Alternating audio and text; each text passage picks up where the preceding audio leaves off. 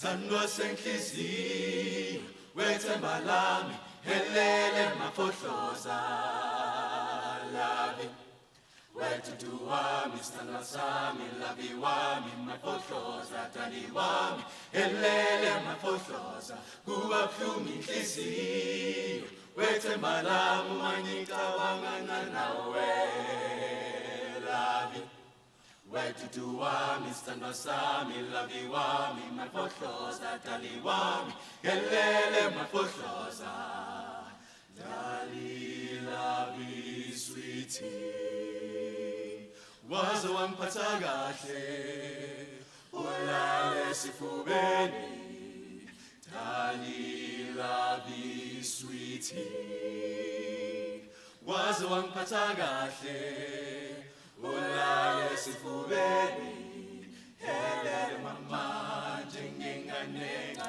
wangibamba kwamancane wangibambele duze phela sithandwa sami sekole mama ezola Stimela samsasezola bele sivube mama helele mama njengengane ngane wangibamba kwamancane wangibambele duze phela sithandwa sami sekole mama ezola Stimela samsasezola bele sivube mama helele mama njengengane ngane woza mafohloza sweetie woza mafohloza sweetie wethu wami sithandwa sami labi wami mafohloza dali wami helele mafohloza woza mafohloza sweetie woza mafohloza sweetie wethu wami sithandwa sami labi wami mafohloza dali wami helele mafohloza.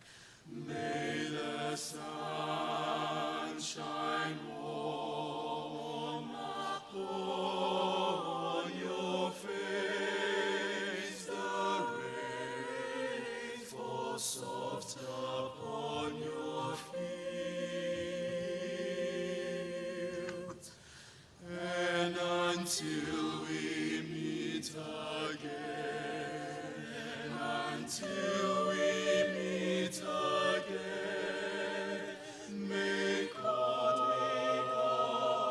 hold you in the palm of His hand, and until we meet again,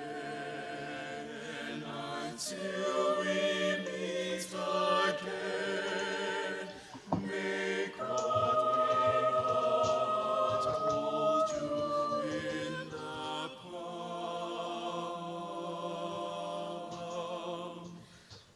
of His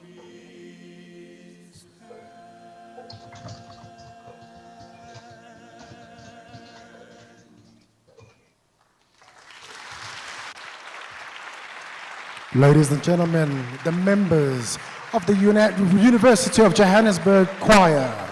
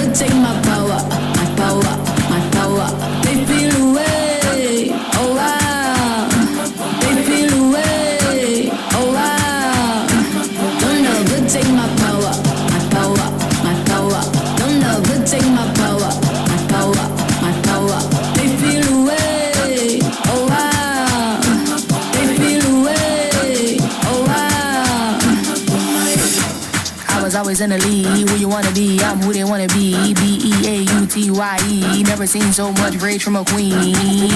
Rage from a queen. Queen so strong cause she was a machine. Girl of your dreams, Sinclair regime. Turn to the max, can't forget Maxine. Forgive me as a goddess, I'm tired of being modest. 100 degrees the hottest. If we're being honest, ebony antibiotics. Black people win, they say we be demonic. Angel in disguise, I hate I have to disguise it. Why you gotta despise it? Rich in your mind, that's why I'm making deposits. Carry all the power, it's time to realize it.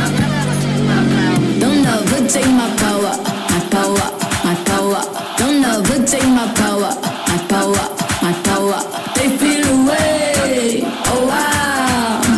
They feel away, oh wow. Don't ever take my power, my power, my power. Don't ever take my power, my power.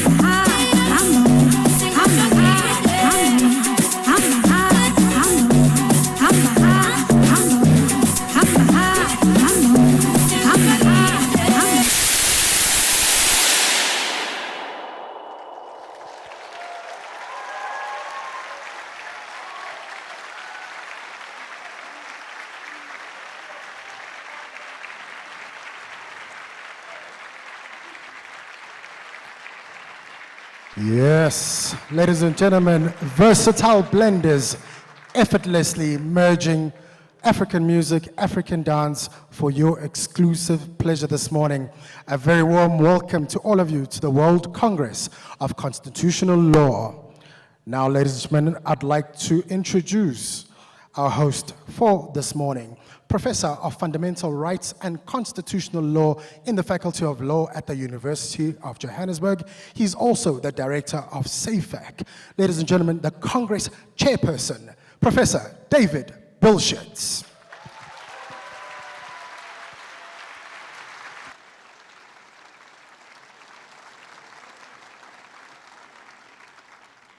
Thank you very much, esteemed Chief Justice of the Republic of South Africa, Justice Raymond Zondo, Justice of the Constitutional Court, Judge Stephen Majid, Justices of the Constitutional Court who are joining us, the Vice Chancellor of the University of Johannesburg, Professor Chilitsi Marwala, the Dean of the Faculty of Law at the University of Johannesburg, Professor Vesal Domingo, the President of the International Association of Constitutional Law, Professor Adrian Stone, the President of the African Network of Constitutional Law, Dr. Elvis Fokala, speakers and delegates of this Congress.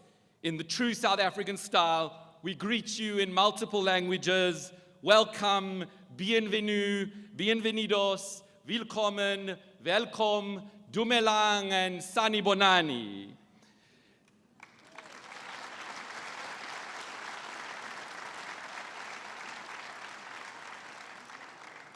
I would like to thank the esteemed artists that we just saw begin our Congress, choristers from the University of Johannesburg Choir and Voices Plus, and the versatile dance group. Thank you very much.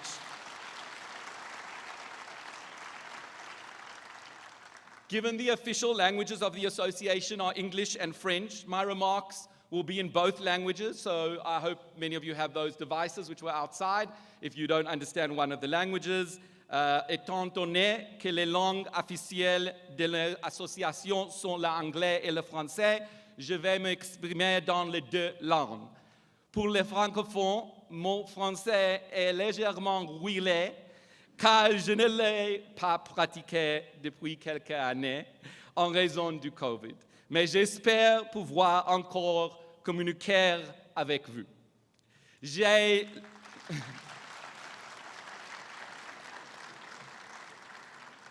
J'ai le grand plaisir de vous accueillir à Johannesburg, en Afrique du Sud et en Afrique, où se tient pour la première fois le Congrès mondial des droits constitutionnels, le plus grand rassemblement de spécialistes du droit constitutionnel du monde entier. It is my great pleasure to welcome you to Johannesburg, to South Africa, and to Africa, where the World Congress of Constitutional Law, the premier gathering of constitutional scholars from around the world, is being held for the first time. As ever with us academics, it always begins with an idea. And this idea came to me when we hosted in 2015 a roundtable of the International Association of Constitutional Law on the separation of powers at the Constitutional Court. Why had the World Congress never been held on the African continent, I asked myself. A year later, I attended a gathering of the travel industry and South African tourist agencies, South African Tourism and Gauteng Tourism Authority explained to me how important congresses such as this were to South Africa and the major benefits the country would receive through organizing a major congress such as this in South Africa. J'ai décidé de présenter l'idée à la haute hiérarchie de l'université, au doyen de l'époque qui est aujourd'hui le recteur désigné, le professeur Letlokwa Mpedi, ainsi qu'au recteur actuel, le professeur Marwala, qui m'ont immédiatement encouragé à faire une proposition et m'ont offert un soutien financier important.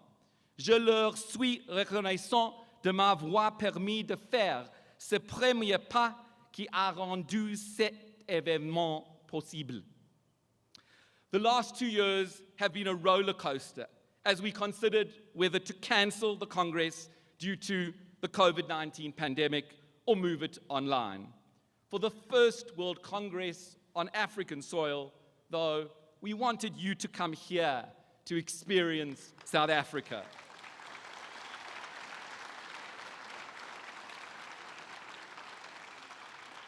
And have enriching in-person discussions. And so we decided, taking some risk, to continue to pursue our dream. And you have allowed us to make this dream as a reality, as we were overwhelmed with interest in the World Congress and the incredible number of registrations. We are looking forward to 5 very special days of intellectual engagement and discussions, but also, most importantly, building our connections, crossing cultural divides, and building our academic network of friends, colleagues, and interrogators. And some of you, like me, may even find your spouse, as I did. We hope you will also take the opportunity to learn more about Johannesburg and South Africa more generally, and immerse yourself in this very, very beautiful country, experiencing the vibrant democracy we have built, but also engaging with the challenges that we are facing as a country. After these opening remarks, I would like to mention that we are tremendously honored to have the Chief Justice of the Republic of South Africa with us today to offer an opening address. Due to the Chief Justice's busy schedule, he cannot remain with us necessarily for the full opening ceremony or the opening plenary, and we are so very grateful that you have made time to address us.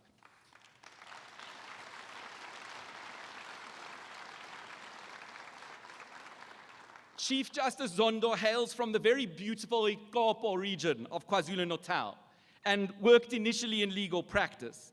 He has been involved in many of the critical facets of recent South African history, taking a part in the historically significant Goldstone Commission in the 1990s. He played a critical role in drafting the new Labor Relations Act and has served as a judge since 1997 in various roles, including in the Labor Court, the Labor Appeal Court, and the High Court. His rise has been meteoric. In 2012, he was appointed to the Constitutional Court. In 2017, he became the Deputy Chief Justice, and just this year, he was appointed Chief Justice of the Republic of South Africa.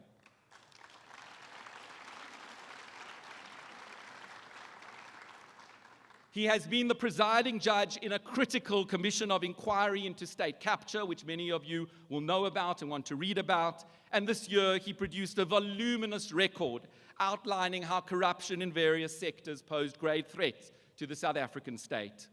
Chief Justice Zondo, thank you so much for what you have done for our country, and thank you so much for accepting the invitation to provide an opening address to the World Congress. I now hand the floor to you.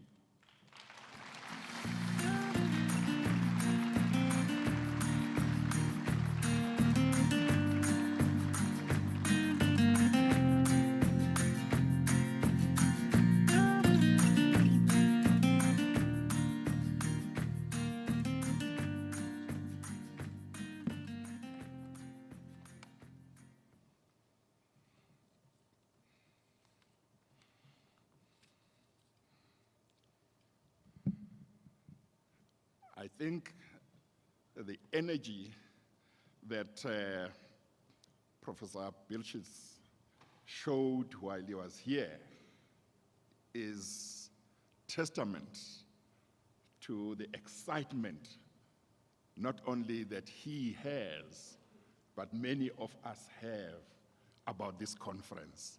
I just wish I had the same energy as him. Thank you very much, Professor Bilchitz, for those wonderful words of introducing me. Professor Chelitsi Marwala, the Vice Chancellor of this university, Professor Wersa Domingo, Dean of the Faculty of Law, Professor David Bilchitz, Justice Stephen Majid, my colleague, Mr. Adrian Stone, President of the International Association of Constitutional Law, distinguished guests, ladies and gentlemen.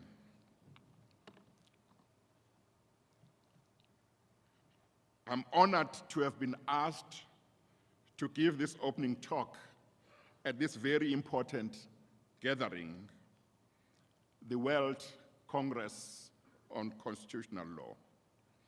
I thank the organizers of this conference, the University of Johannesburg, for bidding to host this conference, and for the relevant decision makers who saw South Africa, and in particular the University of Johannesburg, as deserving of the honor to host this conference. I take this opportunity to welcome all of you, particularly those attendees who come from various parts of the globe. I hope that you will enjoy this conference and find it most instructive, and that you will also find time to enjoy our country, as Professor Bilchitz also said. I thought that in my opening address, which is supposed to be for only 15 minutes, I would talk to you or share some thoughts with you on the Constitutional Court of South Africa's role and place in the shaping and development of the fundamental rights that relate to labor relations that are entrenched in our Constitution. I thought that you may be interested in hearing how the Constitutional Court of South Africa has dealt with some of the challenges that it has dealt with in the past 28 years or so of our constitutional democracy, as it seeks to ensure that our laws and our practices, including our practices in the workplace, are in line with our Constitution. Section 23 of our Constitution, which is part of our Bill of Rights, makes provision for fundamental rights that relate to labor relations, which I call for convenience, labor and employment fundamental rights. Some of those fundamental rights are these: everyone has the right to fair labor practices, every worker has the right to form and join a trade union, every worker has the right to participate in the activities and programs of a trade union, every worker has the right to strike, every trade union has the right to determine its own administration, programs, and activities. Every trade union and every employer's organization and employer has the right to engage in collective bargaining.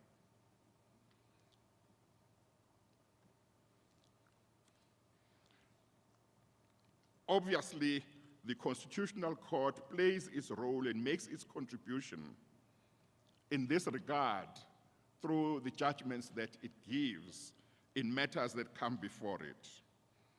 In this regard, I want to refer to one of its most important judgments in labor law, which is Nehawu versus UCT, where it had this to say about the Labor Relations Act, which deals with labor relations in our country. In that case, it said, and I quote, "The LRA was enacted to give effect to and regulate the fundamental rights conferred by Section 27 of the Constitution." It went on to say, and I quote, "In doing so, the LRA gives content to Section 23 of the Constitution and must therefore be construed and applied consistently with that purpose." Section 3B of the LRA underscores this by requiring that the provisions of the LRA must be interpreted in compliance with the Constitution. The reference to Section 27 of the Constitution was a reference to Section 27 of our interim Constitution of 1993. Section 27 of that Constitution must now be read as Section 23 of our Constitution. The Labor Relations Act is the legislation contemplated in Section 23(5), to which I've just referred. That legislation was enacted to regulate collective bargaining. And the primary objects of the LRA include giving effect to Section 23 of our Constitution and to international obligations incurred by the Republic as a member state of the International Labour Organization. Some of the provisions of the LRA mirror some of the provisions of Section 23 in regard to some of the labor and employment fundamental rights entrenched in Section 23. It will be seen from Section 23 of the Constitution that except for one fundamental right, every fundamental right provided for in that section is conferred on either every worker, every trade union, every employer, or every employer's organization. The one exception is the fundamental right to fair labor practice. This fundamental right, unlike the other fundamental rights in Section 23, is conferred on everyone. Given that most rights entrenched in Section 23 are enforced, are conferred on workers, trade unions, employers' organizations, and employers, the conferment of the right to fair labor practices on everyone must have been deliberate. It nevertheless doesn't mean literally everyone.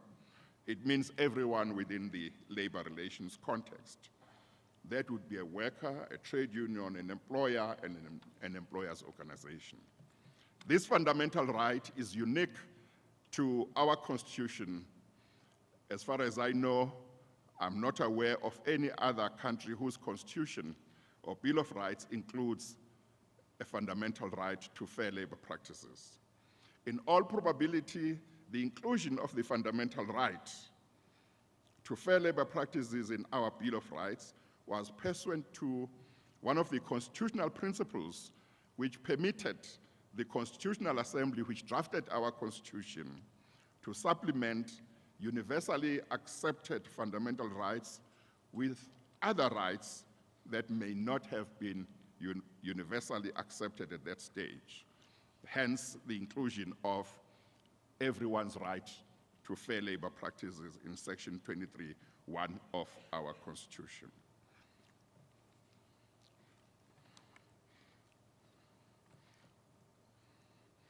The Labor Relations Act, which, as I've indicated, was enacted to give effect to and regulate the fundamental rights in Section 23, creates the Labor Court and Labor Appeal Court, and those are the courts that are the primary courts which bear the responsibility to interpret and develop our labor law jurisprudence. But nevertheless, the Constitutional Court plays a supervisory role in the shaping and development, protection and enforcement of our labor and employment fundamental rights, to which I've referred in Section 23 of our Constitution. In the certification case, the Constitutional Court stated that the primary development of the law relating to labor and employment would take place in those courts. The Labor Relations Act created the Labor Court and the Labor Appeal Court. It also created various tribunals, including the Commission for Conciliation, Mediation, and Arbitration, the CCMA, in order to ensure the resolution by these different courts and tribunals of various labor disputes, which was part of the regulation of the fundamental rights in Section 23. This act, the Labor Relations Act, also provides various processes which are to be followed in the dispute resolution processes which it prescribes. This has given rise to various challenges which have arisen over the past 28 years or so of our constitutional democracy. The problems that have arisen include problems that arise from the fact that our labor and employment relationship between employers and employees, as well as trade unions, is governed by the common law, the Constitution, and various statutes. And part of the challenge is, when do you take certain disputes to certain fora or courts or tribunal? And when do you go to certain fora or courts in respect of certain causes of action that you may have chosen in matters that come up in the workplace?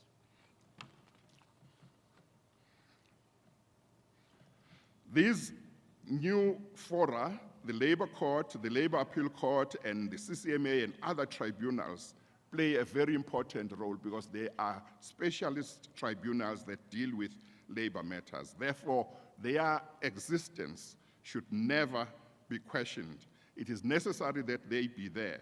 But nevertheless, when disputes arise, problems arise because workers and employers sometimes have to decide whether they should go to the High Court or the Labor Court or the CCMA for their disputes. And some of the issues, some of the cases which have come before the Constitutional Court are cases where the Constitutional Court has been called upon to resolve the issue of the jurisdiction of the various tribunals. One of the first cases that the Constitutional Court dealt with in our labor law was Fredericks, where it had to deal with the question whether the dispute should have gone to the High Court or the Labor Court. Subsequently, there were very many other disputes which came before the Constitutional Court, either having gone through the High Court or the Labor Courts, where the issue of which forum was the correct forum was raised and had to be resolved by the Constitutional Court. Subsequently, cases that will be known to local labor lawyers and constitutional lawyers will be Chirwa, will be Taba, that have been dealt with by the Constitutional Court. Part of the problem that has been viewed by the Constitutional Court in dealing with such matters is that some of the litigants have been seen to be preferring to go to the high courts with their disputes, for example, instead of the labor courts and other tribunals, because they have labeled their disputes as administrative law or constitutional law, and therefore they have said the High Court has jurisdiction, just as the Labor Court has jurisdiction. But others have gone to the Labor Court, and issues have been raised as to whether they should have gone to the CCMA or whether they should have gone to the High Court. The Constitutional Court has dealt with these issues. I must concede that I do not think that it has said its final word on the matter. What it has exposed is the complex nature of deciding issues relating to conflicting and competing jurisdictions in relation to labor matters. Because in terms of the Labor Relations Act, Section 157, you have situations where the Labor Court and the High Court have got concurrent jurisdiction, but you have situations where the Labor Court has got exclusive jurisdiction. And then overall, you still have the Constitutional Court, which may deal with all these matters because the application and interpretation of labor legislation has been accepted by the Constitutional Court as raising a constitutional issue. But that is not the only problem. There's also been a problem with regard to the relationship between common law and our statutes, the Labor Relations Act. Namely, whether you can rely on conduct which you say is in breach of the Labor Relations Act in order to obtain a remedy that is not provided by the Labor Relations Act, but is provided by common law. This is what happened in one of the cases that came before the Constitutional Court not so long ago, namely Steenkamp, where the actual offending conduct was a breach of the Labor Relations Act, but the remedy that was sought by the workers and the union related to a declaration of invalidity of the dismissal, which you can't find provided for in the Labor Relations Act. And the court asked the question, but is this remedy provided for in the Labor Relations Act? Can you find your cause of action in the Labor Relations Act, but then go to common law for your remedy? And the Constitutional Court held by majority that if your cause of action is in the Labor Relations Act, whatever remedy you seek must be in the Labor Relations Act. And you can't rely on the Labor Relations Act for a cause of action and seek a remedy at common law. Of course, part of the problem why some of the litigants look at these issues in this way is because sometimes you find that the Labor Relations Act provides better remedies than the common law. Sometimes the common law finds better remedies than the Labor Relations Act, and therefore that is the incentive to choose where you go. So that is part of what the Constitutional Court has dealt with in Steenkamp, and it seems to me that it resolved that issue. But the one about the competing jurisdictions of the different courts, I do not think has been resolved. But also the Constitutional Court has played a very critical role in ensuring the transformation of the workplace. And this has been seen, this can be seen in a few of the cases that it has dealt with that I want to refer to, and I think there will only be 2 or 3 before I finish. That is that one of the purposes of the fundamental right to fair labor practices, which is provided for in Section 23(1) of our Constitution, is to ensure that in the workplace there is fairness, which of course wasn't there under common law because the common law was fully on the side of the employer. One of the problems which used to happen in our country, and I'm sure it happens in some countries, is that when an employer sells their business to somebody else and transfers this business to somebody else, the workers who were employed in that business lose their jobs. The Labor Relations Act, in trying to ensure that this right to fair labor practice that I'm talking about in Section 23(1) is given effect to, made a provision that in such a case, if the business is being transferred as a going concern, then the employment of the workers must be transferred to the buyer of the business. But in UCT versus Nehau or Nehau versus UCT, the Labor Appeal Court had held that for that to happen, the agreement of the employer who is selling the business and the agreement of the employer who is buying the business was necessary. Otherwise, the contracts of employment of employees would not be transferred, and therefore, which means the workers would lose their jobs. But the Constitutional Court examined this matter and came to the conclusion that the right to fair labor practices and the interpretation that is consistent with the Constitution in relation to that situation is that the contracts of employment of the workers get transferred automatically once there is a transfer of business.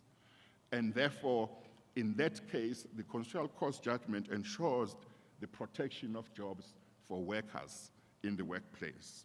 And then another case where the Constitutional Court played a very vital role is a case that happened a few years ago where the question had arisen as to whether when labor courts or tribunals that have been established to determine unfair dismissal claims, deal with unfair dismissal claims, whether they should adopt an approach which says, as long as the dismissal would be seen by a reasonable employer to be fair, then the dismissal is fair, and the courts must hold accordingly, or whether it is the sense of justice of the court or the arbitrator or tribunal that determines whether a dismissal is fair. The Supreme Court of Appeal in that matter, when it still had appellate jurisdiction over our Labor Appeal Court, held that the correct approach was that as long as a reasonable employer would regard that dismissal as fair, then that dismissal was fair. But the Labor Appeal Court was taking a completely different approach and said the interests of both employers and employees need to be looked at and considered properly. And the only fair way of doing that is to make sure that it's the sense of fairness of a third party to this dispute which determines whether the dismissal is unfair. And the Constitutional Court held in Sidumo that that is the correct approach. In my view, that will remain as one of the most important judgments of the Constitutional Court in our labor law jurisprudence, because it has made sure that the workplace is characterized by a requirement that the interests of workers and the interests of employers are equally important. And when they have disputes, they must be dealt with on the basis of a third party's sense of justice. I see that I have gone beyond my time. I just want to make one or two last points.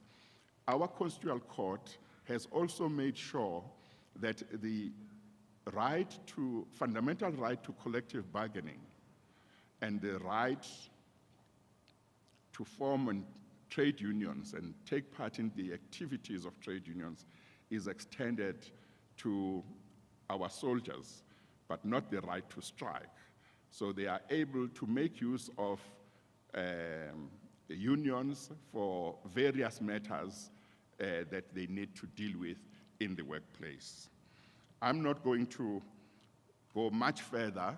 My paper went much further than that, but I just want to say the role that has been played by our Constitutional Court as part of its mandate to transform our society to a society that is based and lives according to the constitutional values that are in our Constitution, has, over this limited period of 28 years or so, been immense, because the issues that it has dealt with are issues that are very critical.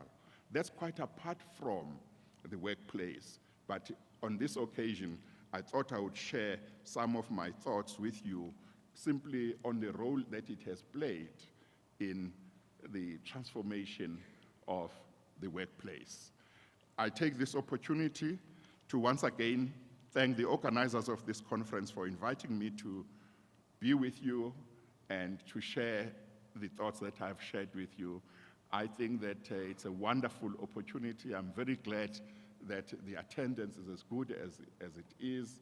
I wish that my schedule permitted me to stay for the whole conference, but I know that it's not going to be possible. But I think that we really should say congratulations to the University of Johannesburg for having been able to host this conference. Thank you very much.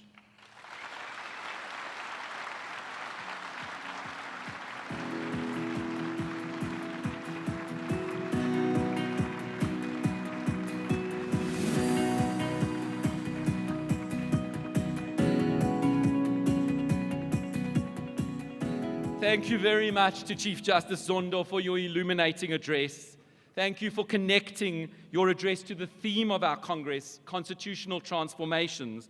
And you have demonstrated the major impact that the Constitution has had on a really controversial and critical area, labor rights, in a very problematic and complex relationship, employer-employee relations, complex issues around jurisdiction. And we hope that this will provide really an inspiring foundation for our further academic discussions on the role constitutions can play in transforming societies. Chief Justice, you are most welcome to stay with us as long as you are able and to take leave when you need to. Thank you very much.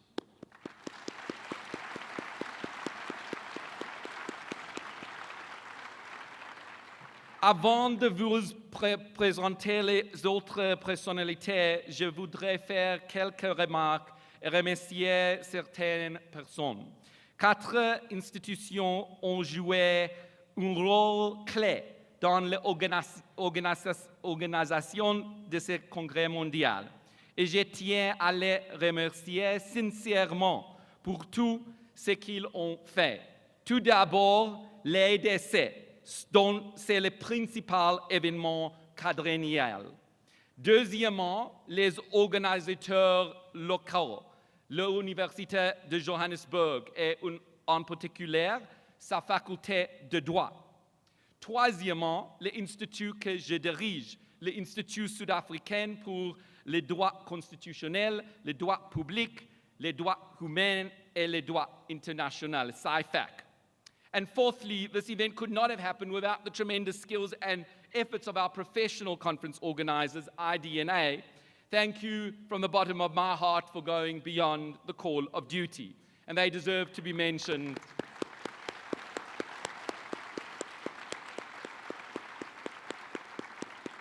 They deserve to be mentioned individually. Tamlin, Mary, many of you will know Mary from liaising with her, Janine, Marissa, Sian, Evans, Michelle, Megan, Loazi, Gunter, and Collins. All of you, you are most strongly thanked. Thank you. Events like these do also not take place without significant financial sponsorships, and we are tremendously grateful to our financial sponsors and sponsors in other ways. The Konrad Adenauer Stiftung has been an incredible support throughout the planning and preparations, and continually helped us when the financial burden of this Congress became too heavy.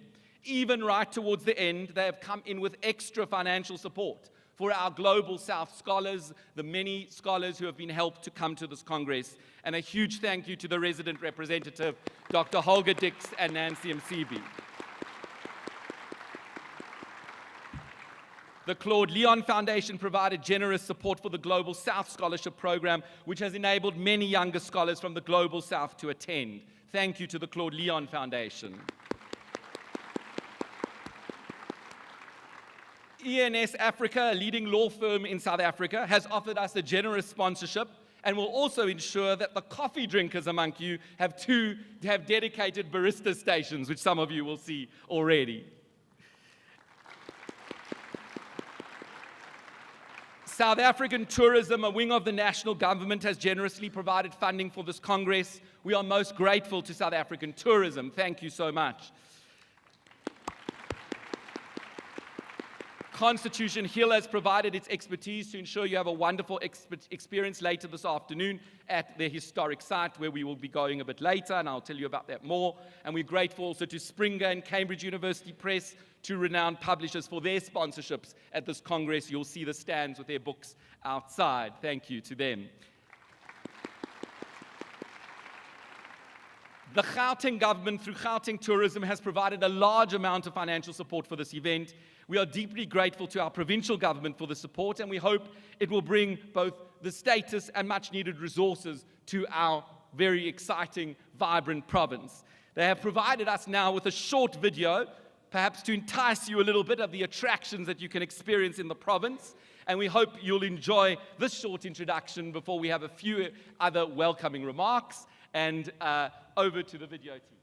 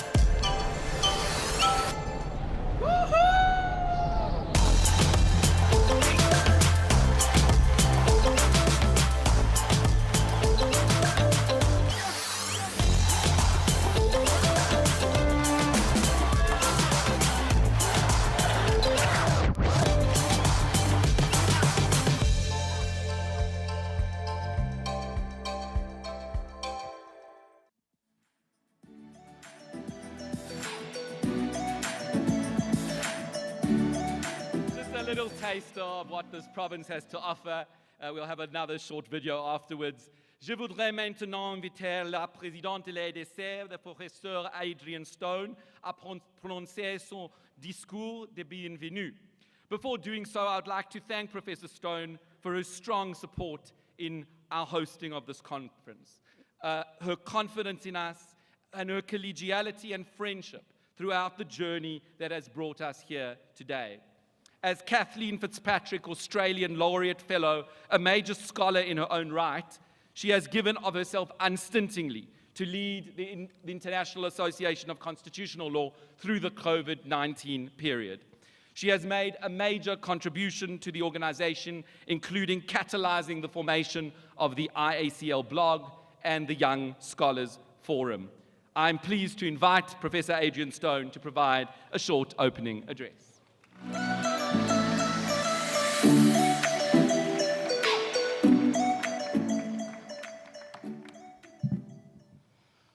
Chief Justice, Judge Majid, Vice Chancellor, Madam Dean, Professor Vilschitz, mes chers collègues, mes amis, bienvenue.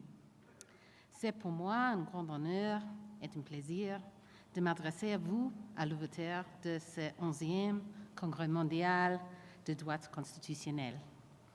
It is with a great sense of pride and just a little disbelief that I stand before you today to speak at the opening of this 11th World Congress of Constitutional Law. I have a sense of disbelief because of all the obstacles that stood in our way during the pandemic. There have been many times over the past years in which I found myself wondering whether we could truly meet in person in such large numbers. And I must acknowledge the work of colleagues towards this event. Professors Kate O'Regan and Surya Deva and colleagues from the executive of the IACL have led the design of the program with great insight and imagination.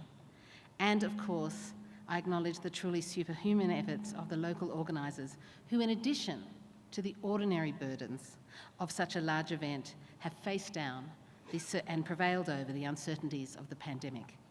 I must single out Professor David Bilschitz, a Vice President of the IACL and Head of the Local Organising Committee, though I am aware that a large team has been working with him.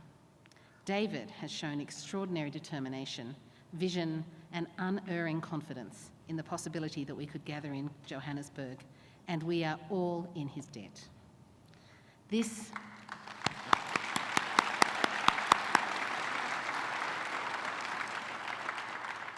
is a triumphant occasion for the association. For the first time in our 41-year history, we have brought the World Congress of Constitutional Law to the African continent.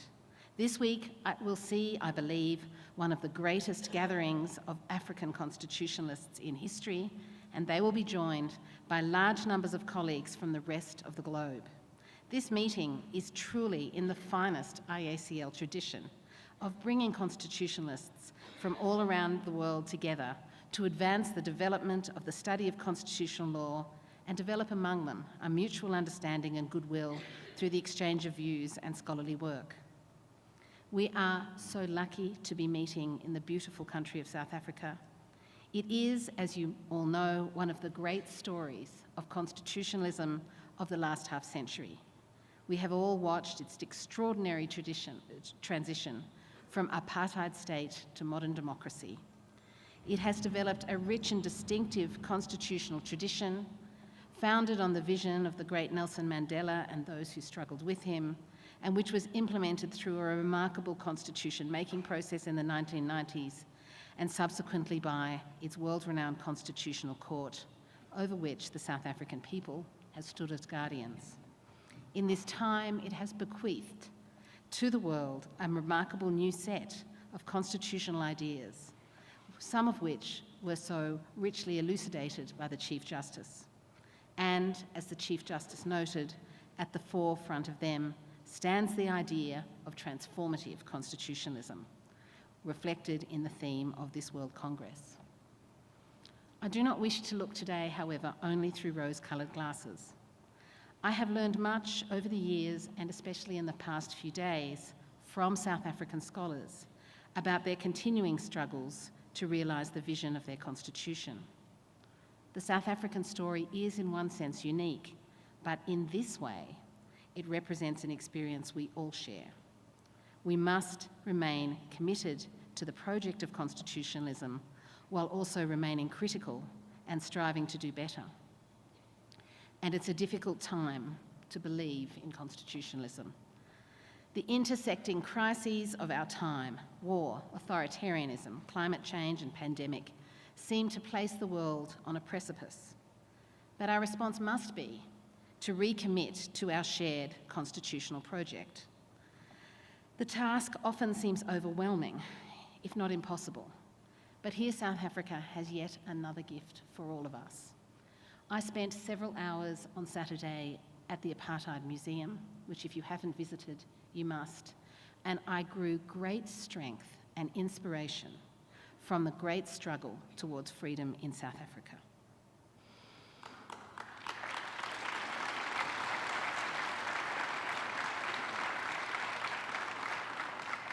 So, with that thought, I wish you all a wonderful week of intellectual engagement, social and cultural exchange. I know it will give me, and I hope it will give you, some of the intellectual strength and belief we need to respond well to the constitutional problems of our time. Thank you so much.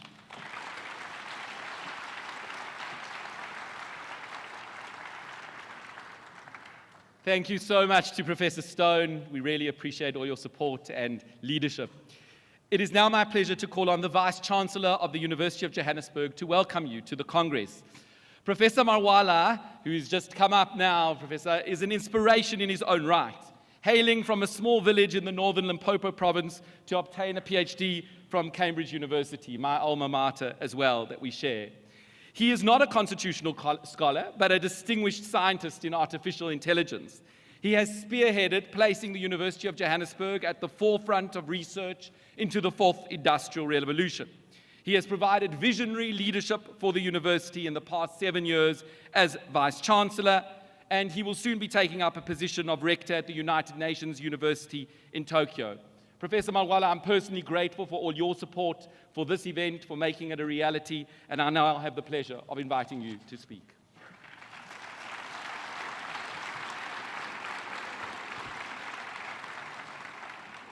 Good afternoon.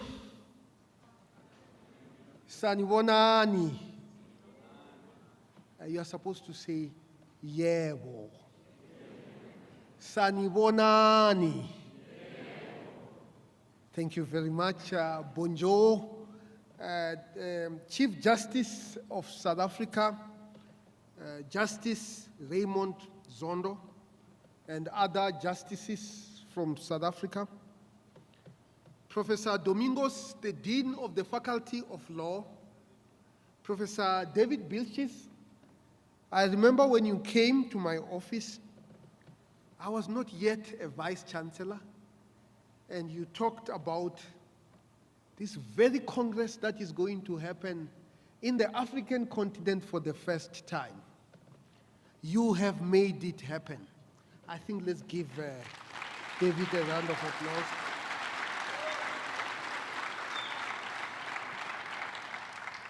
And all distinguished guests who are here today, coming from more than 100 countries, from Europe, from Asia, from the Americas, from the rest of the African continent, you are all here. The world is here today.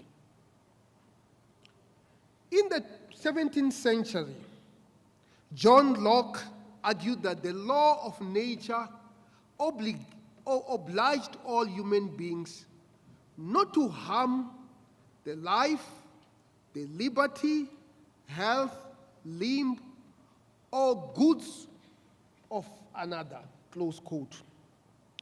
The state of nature has a law of nature to govern it, which obliges everyone, and reason, which is the law, teaches all mankind who will but consult it, that being all equal and independent, no one ought to harm another in his life, health, liberty, or possessions. And when his own preservation comes not in competition, ought he, as much as he can, to preserve the rest of mankind, and may not, unless it be to do justice of an offender, take away or impair the life of what tends to the preservation of life, the liberty, health, limb, or goods of another, close quote.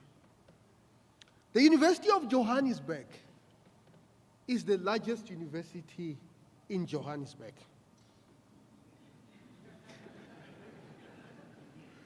And I know there are people who come from another university, but we are the largest with 50,000 students and 8,000 staff members and 7 campuses. We are the university that has actually been concerned about how do we get our graduates to be ready to tackle the life that is being ushered by technological revolutions. For example, at the University of Johannesburg, we require all our 50,000 students to take a course in the introduction to artificial intelligence. And of course, this is not a technical course. It's not the course that you would take and be able to program artificial intelligence, but it is a literacy course. And I often wondered, how will constitutional law looks like as the agency of decision-making migrates from human beings to artificial intelligence machines? How will a law looks like when a machine that was designed by a person and can evolve independently of the person who created them goes and harm a human being?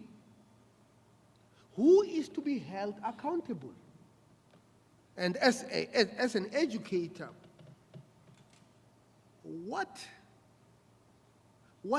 how do we train our people so that they are able to handle all these complexities that are happening right in front of us? This is just one of examples that is in front of us. And this is why I'm very excited to be speaking in front of you. And as I reflected on what John Locke said,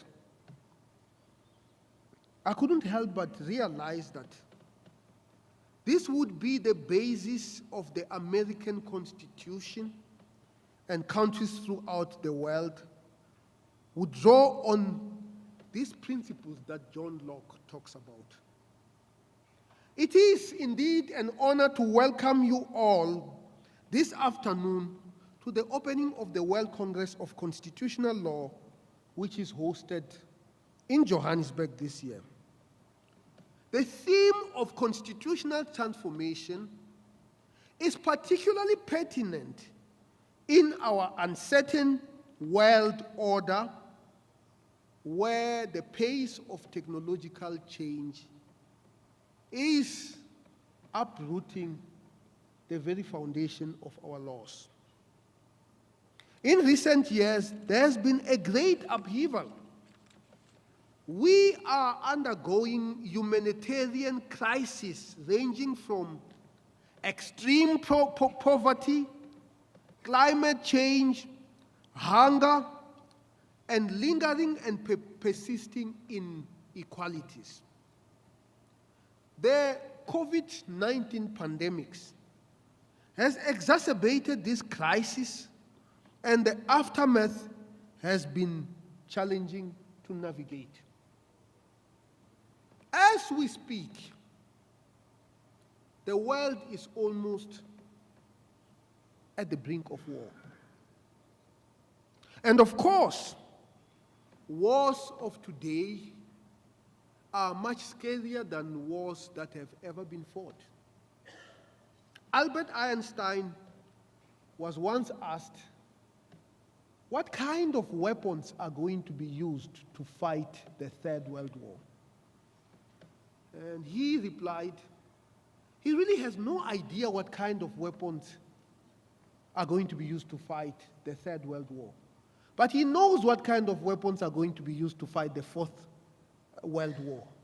And those would be stones and sticks. And of course, the very conflicts that we see around us pose existential threat to all of us. And it is during this time when the law, when international law must actually become the norm. We cannot afford globally to be governed by anarchy. And who are the guardians? Who are the guardians who are going to protect us from the Third World War? Then, of course, we are also in the midst of the Fourth Industrial Revolution, defined by great disruption to technology, industries, and society, which calls for changes to policy and our approaches. Just recently, I was in a committee of the World Health Organization that was designing the ethical guidelines of the use of artificial intelligence in medicine. And of course, when we think of this, it often seems abstract. But many doctors today make diagnosis not alone, but together with machines, with all forms of implications on accountability and, of course, on what ethical guidelines actually are the foundation of the design of those machines. Betwixt and between this changing landscape, transformation continues to be an important conversation for us to drive. And I would like to add, transformation on its own may be good or may be bad. So the emphasis must be on positive transformation. History is littered with bad transformations that ended with loss of lives and many other undesirable things. So the primary function of a good education is actually to equip people not to be destructive, but to be constructive, not to kill lives, but to save lives, not to condemn people to poverty, but to bring prosperity to all of us. If we were to consider the Constitution as our means, and it is the means to navigate this extremely dangerous terrain, it stands to reason that constitutionalism must reflect our society and the changes we undergo. And I say this very, very well, being aware of the fact that, particularly in South Africa, there is murmurings that you hear in corners where people are challenging the very foundation of our Constitution, making claims that the compromises are the reasons why our economy has not done as well as it was supposed to have done. And of course, every time you have a crisis, and many of these crises, in fact, all of these crises have nothing to do with the Constitution. It has something to do with ethics. It has something to do with the ability to govern. But of course, scapegoats will always be identified in order to explain underperformance, And I think it is wrong for us to blame the Constitution that has really empowered us. And some of us, certainly me, remember very well, Professor, the separate development. Some of us, I was not a citizen of the Republic of South Africa until 1994, because there was another Republic of Venda. You probably have never heard of it, you know, with a president, well, with a life president, you know. But it was all a sham that was intended to deny a multitude of people their basic human rights. And our Constitution has actually been a guiding document that has led us from that crisis. And what we need to do is obviously to protect it, to strengthen it, and dare I say, to read it, because many of our people don't read it. So how do we then govern in these uncertain and rapidly changing times? As I reflect on how we govern, I'm reminded of the words of Thurgood Marshall of the United States Supreme Court Justice, who once said, and I quote, "Today's Constitution is a realistic document of freedom only because of several corrective amendments. Those amendments speak to a sense of decency and fairness," close quote. And of course, this is very, very important, that our Constitution must be adaptive.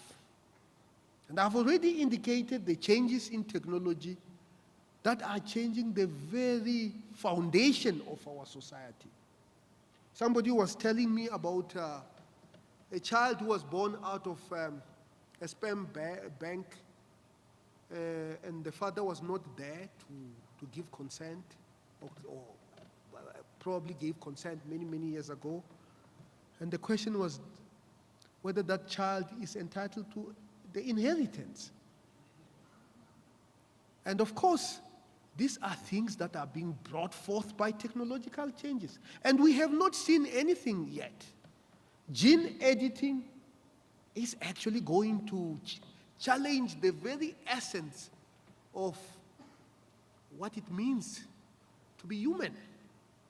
And if we start, anything challenges what it means to be human, how should our Constitution actually adapt to that? And more importantly, as an educator, how do we train lawyers that will be able to oversee that adaptation? It's not going to be a perfect science. It's going to be littered with trials and errors. But as long as the core is intact, protection of human dignity, protection of property rights, and so on and so forth, we should not fear change at all. So I am certain that this will continue to characterize approaches to constitutionalism in the future, the adaptive nature, and I look forward to the exciting and dynamic outcomes of this Congress with the idea of positive transformation at the core. And in conclusion, in a world where law is the norm, there is no room for anarchy. Thank you very much. Ngiyabonga. Bayadanki.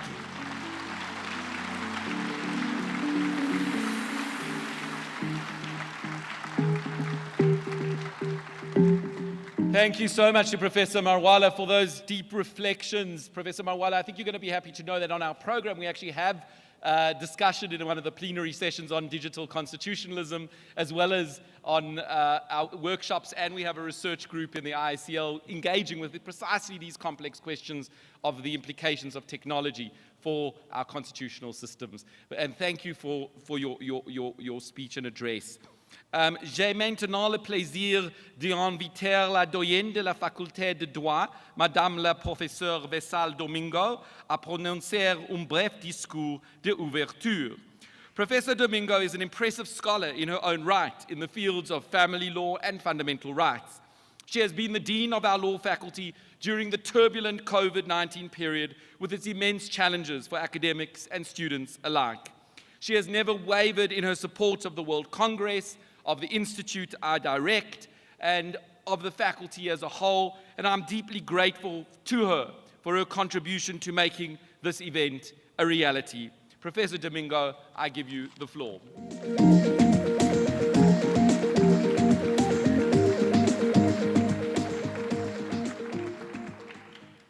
Thank you, David.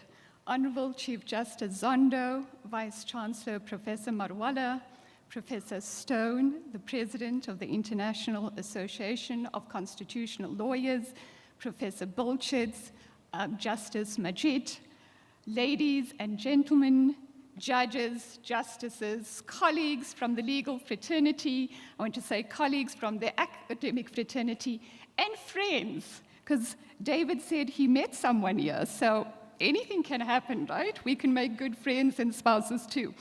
I am absolutely delighted to welcome you to the 2022 World Congress of Constitutional Law, which is hosted by the University of Johannesburg. But I also want to say with the center, which David is the director, and we've been calling it SciFac, but David has got a very long name, and it is called, and I have it written down, the South African Institute for Advanced Constitutional, Public, Human Rights, and International Law. And so that center falls under the Faculty of Law. So I want to say this is also, as was mentioned before, the first time that the World Congress of Constitutional Law is being held on an African continent. And so to us and to you, this is a historic moment. It's a historic moment that we will remember, because I look around the room and I'm thinking, wow, on the African continent, we have great minds this week. And so welcome.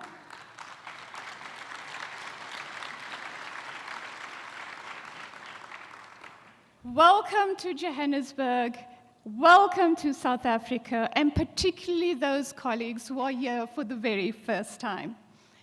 As we celebrated the 25th anniversary of the coming into effect of the Constitution of South Africa in February 1997, it is apt that this World Congress of Constitutional Law is being held in South Africa, and particularly Johannesburg, where we have the seat of our Constitutional Court.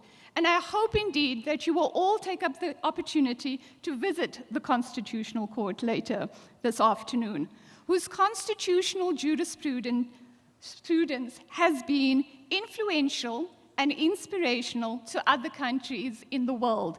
And Chief Justice Zondo has shared with us some of those jurisprudence today around labor law issues. In his speech, and David, I'm going to talk about the speech that you had at the closing ceremony of the World Congress of Constitutional Law in Seoul. David said the following. He said, "It is indeed fitting that the World Congress of Constitutional Law is being held by the University of Johannesburg, which itself is a symbol of the new South African constitutional order. The University of Johannesburg is widely regarded as successfully having merged higher educational institutions that were divided on the basis of race to create a unified, multicultural, dynamic institution. After just 1 decade in existence, the university and the Faculty of Law have become leading institutions on the African continent, seeking to provide high-quality education to students and make a significant contribution to knowledge through its research. I am proud to say that the Faculty of Law at UJ recognizes the role that faculties of law and law schools play in fostering and realizing the ideals and values of our Constitution. Socially conscious and proficient legal practitioners strengthen the conditions for the effective administration of justice, and we recognize our role in realizing such graduate attributes in our students. Through our legal education, it must be clear that human rights violations are unacceptable. As members of a generation faced with grand global challenges such as energy, water, environment, urbanization, poverty, global governance ethics, and most recently, pandemics. These issues are wrapped up in moral and legal dimensions. Moreover, living in a world that is global, integrated, interconnected, and mutually dependent demands responsible national and international citizenship. I'm reminded of the words of former President Nelson Mandela when he said the following about our Constitution, and I quote, "We must address the issues of poverty, want, deprivation, and inequality in accordance with international standards, which recognize the indivisibility of human rights. The right to vote without food, shelter, and healthcare will create the appearance of equality and justice, while actual inequality is entrenched. We do not want freedom without bread, nor do we want bread without freedom. We must provide for all the fundamental rights and freedoms associated with a democratic society." End of that quote. I'm also reminded today of the words stated in the preamble of the Universal Declaration of Human Rights, which states, "Recognition of the rights of all members of the human family is the foundation of freedom, justice, and peace in the world." As I stand here today, it is wonderful to look at an auditorium filled with scholars from across the world, and I have to say, face to face and not online. The pandemic has been akin to a dark moment in our collective history. The invisible yet dangerous virus has been ever-present threat that has characterized much of our lives. And I know David was very worried that we would not have this conference face-to-face. But in a recent address, our Vice-Chancellor, Professor Marwala, said the following. He said, "It is human nature, after all, to want to gather, to want to socialize, and to want to celebrate together. We are distinctly social animals, and our survival and our humanity are dependent on one another.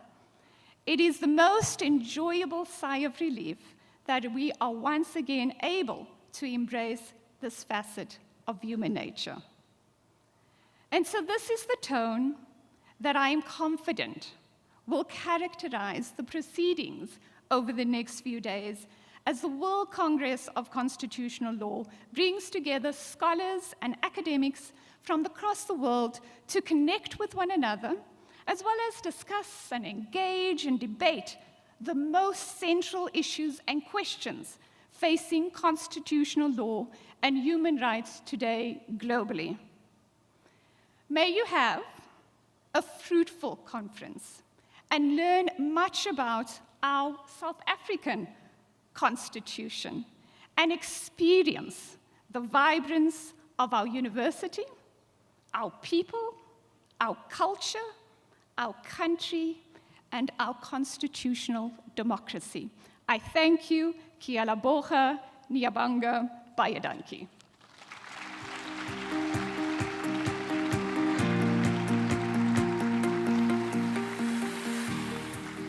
Thank you so much to our Dean for inspiring address, her leadership and support. Thank you, and thank you to the Chief Justice and the Vice Chancellor who are having to leave right now. The IACL, together with the University of Johannesburg and SciFac, strive to host an eco-friendly Congress that has a minimal negative impact on the environment and promotes a positive social impact for the host community in South Africa. I will later, and in another context because we are running late, explain the various measures that we have taken. I just want to draw your attention to the fact that there is in the foyer an art exhibition curated by students from the Visual Arts Department of the University of Johannesburg, led by Shalom Mushwana. Thank you, Shalom, who recently completed his honors. And yeah, congratulations. Some of the art is in fact for sale, so please support these emerging artists. Credit card facilities are available at the Art Sales and Info Desk. That now brings us to the end of the opening ceremony. We hope you have all enjoyed it. We're going to move straight now onto the first plenary session on poverty, discrimination, and constitutions, and we're going to call the panelists and chairs now to the stage, and I will address you on arrangements for Constitution Hill. Don't worry, we know we're running a little late. It actually gives us time for the rain to pass, we hope, and the welcome reception after that. So we're going to start our first plenary very shortly. Thank you very much.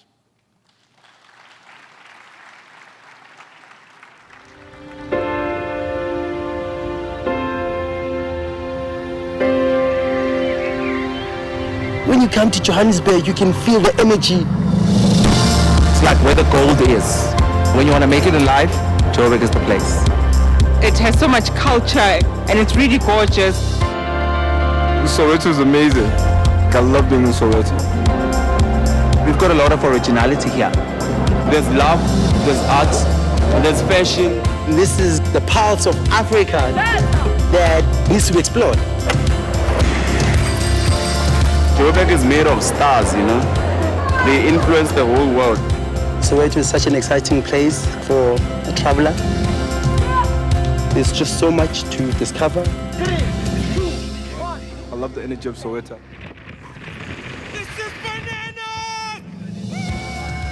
My favorite place here has to be Brown.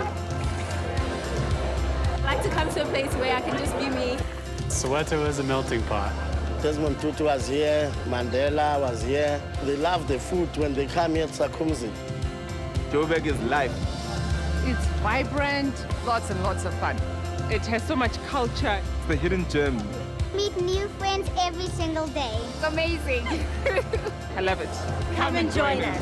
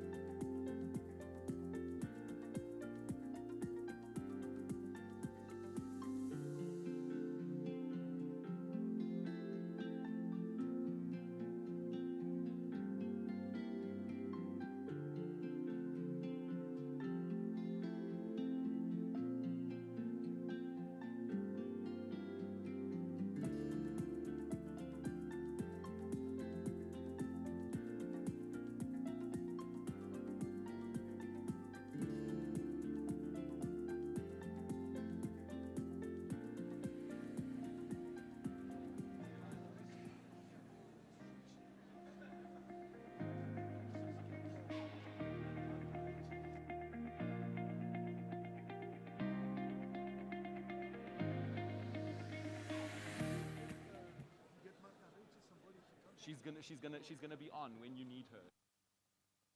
Okay, greetings everyone. Please welcome our session chairs, Professor Pablo Riberi and Professor Elena Simina Tănăsescu. Over to you.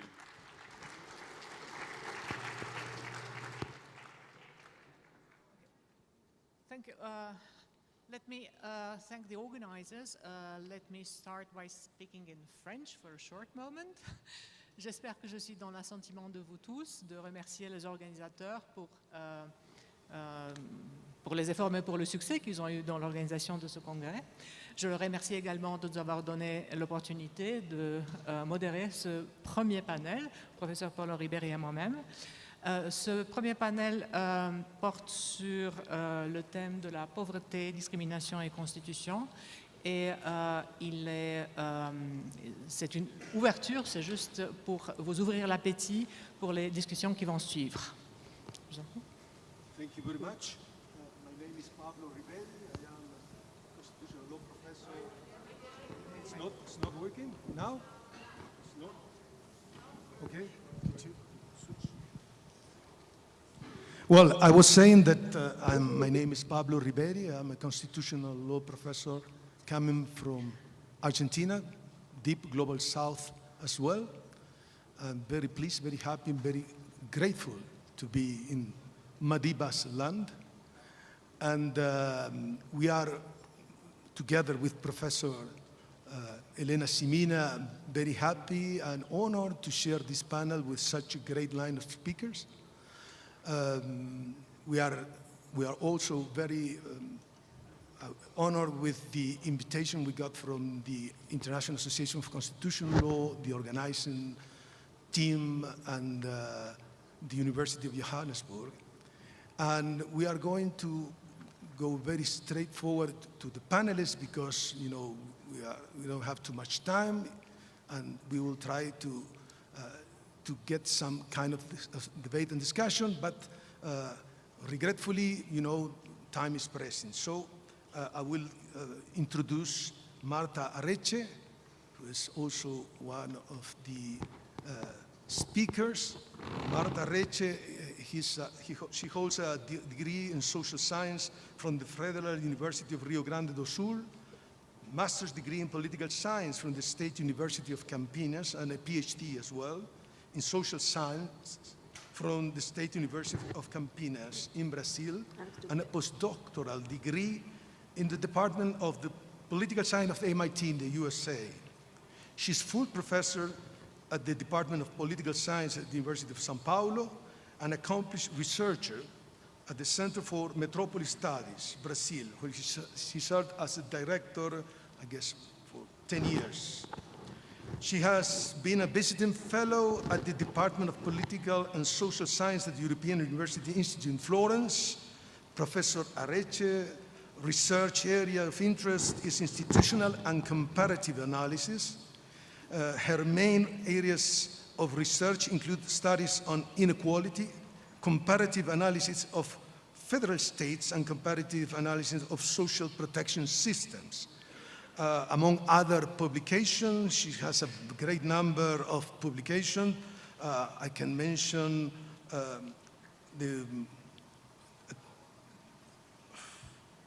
okay, sorry, but Path of Inequality in Brazil, half-century of changes, and Democracia, Federalismo e Centralização in Brazil. Sorry for this blunder, but I couldn't get to read well this quotation. But she's a very accomplished researcher and a professor, and we are very pleased and happy to have her. So I give her the floor online. Please, Professor Areche, the floor is yours.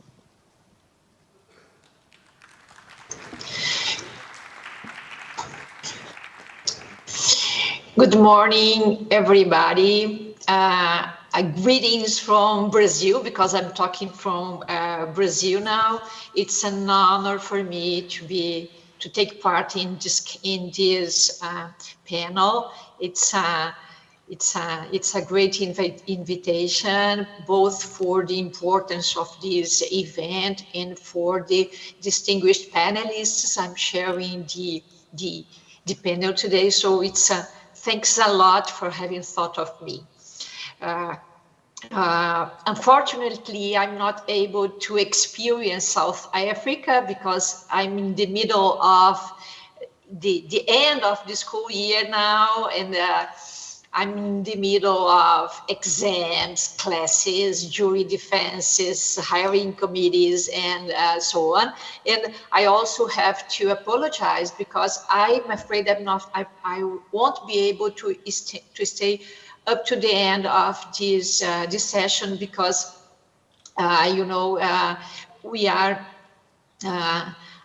a bit in retard. So I'll apologize in advance, and I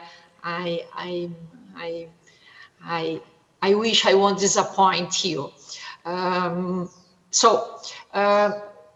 Would you please, Mary, to present, to display my slides? Can you hear me? Is everything okay?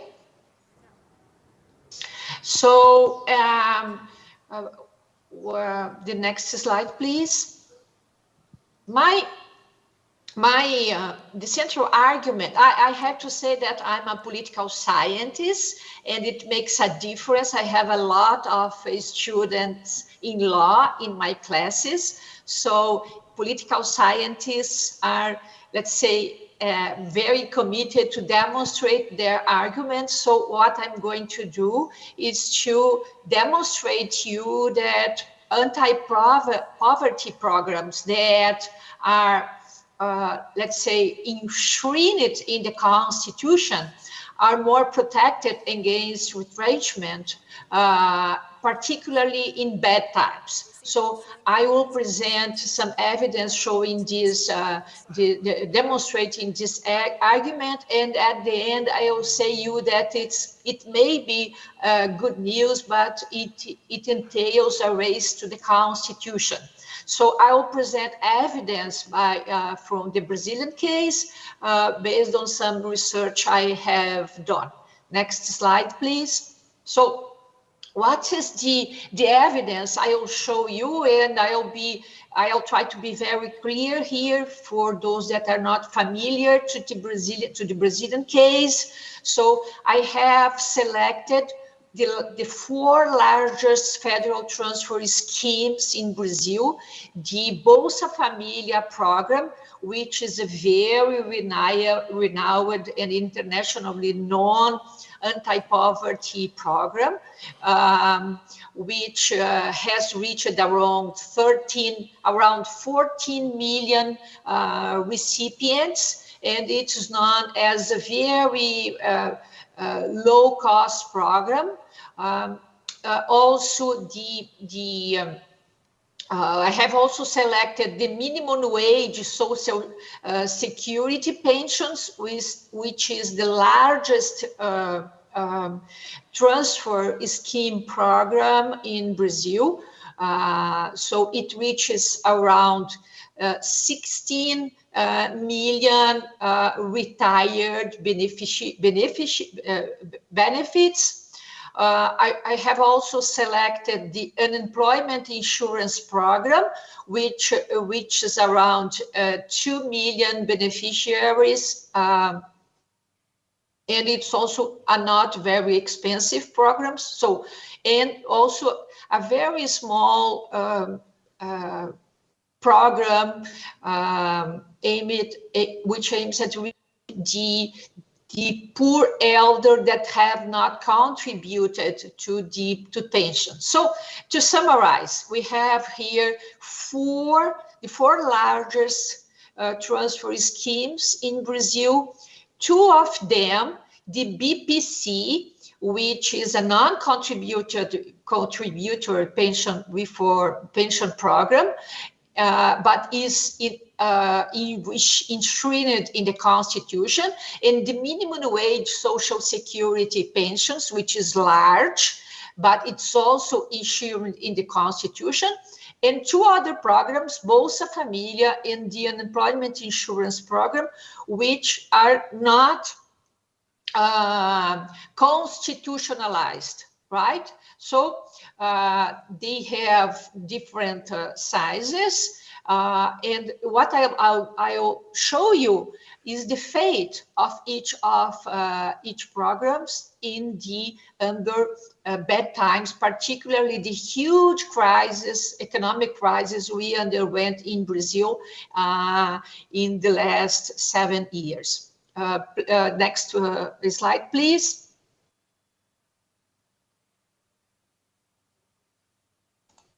So just to show you Brazil, just to put you some information on the context, Brazil had a very an era of expansionary social policy, both under center-left and center-right administrations from 1985 to 2015. From 2004 to 2014, we have economic growth and some redistribution. So our GDP grew around 4% per year, and there has been a large increase on the federal social spending. And this increase on social spending has largely benefited these 4 programs I have just mentioned. So from 2004 to 2014, we have low unemployment and poverty rates have plummeted. But then in 2014, the worst recession on record started in Brazil. The GDP fell by 70%, and as a result, along the economic crisis, inflation and fiscal deficit surged, and of course, the state revenues have plummeted. And unemployment increased from 6% of the workforce to 14%, and poverty and inequality also increased. So we have here 3 contests: an era of expansion, an era of the golden age era in Brazil, which lasts around 20 years. And then from 2014 on, we experienced an economic crisis. Next slide, please. So under this slide, this graph shows the fate of the 5% richest in Brazil, the green line, and the 20% poorest when the crisis started. So the earnings of the poorest sharply declined, whereas the earnings of the richest went very well. Next slide, please. This graph shows data about unemployment. So the unemployment rates increased sharply from 6% of the workforce at the beginning of the crisis to 14% of the workforce at the end of the crisis. But let's say that along the end of the years 210, levels of the unemployment remained very high. And you can see that the level of the benefits on unemployment stayed very low. So the point here is that we had a crisis in 2014, the poverty increased, unemployment increased, and Next slide, please. What happened to the 4 transfer schemes I have described you at the beginning of my presentation? This graph shows the path of social spending on these 4 programs. So the BPC, which is a constitutionalized program aiming at giving 1 minimum wage pension to those that have not contributed to the pension system. The minimum wage pensions, these programs that are constitutionalized, the outlays, the spending on these programs that protected the elderly people, the spending on these programs increased along the crisis, and this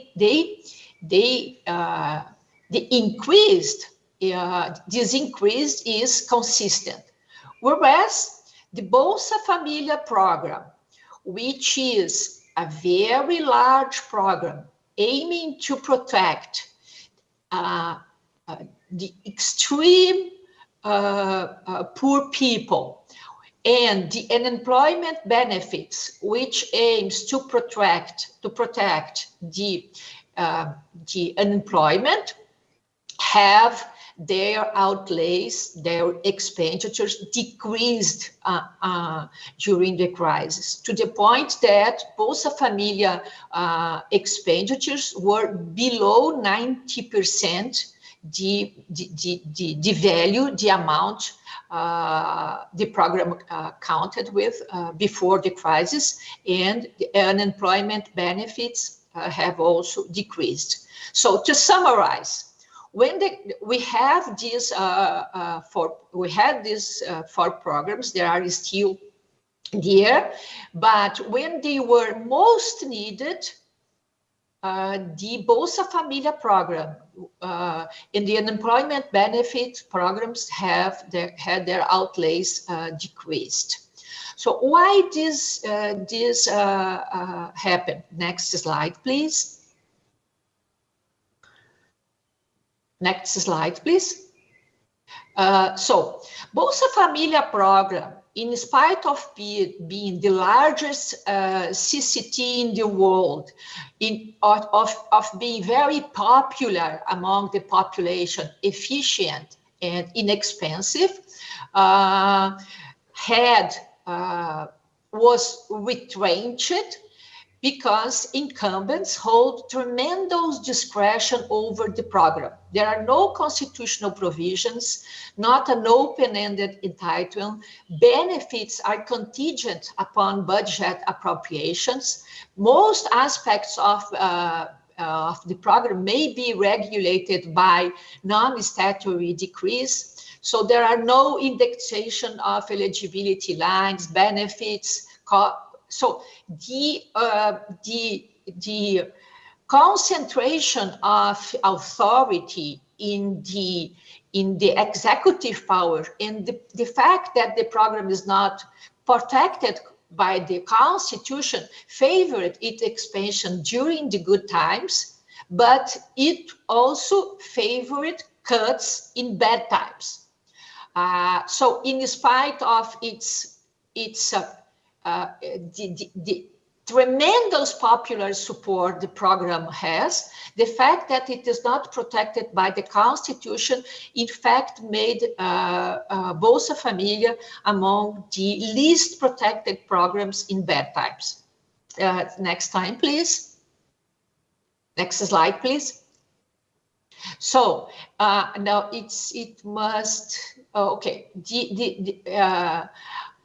the minimum wage pensions and the BPC are enshrined in our Constitution. So because of their constitutional status, significant changes in the programs require approval in both houses. So,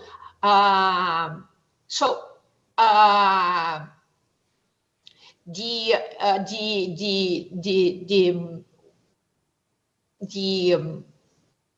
political challenges, the political obstacles, the executive power has to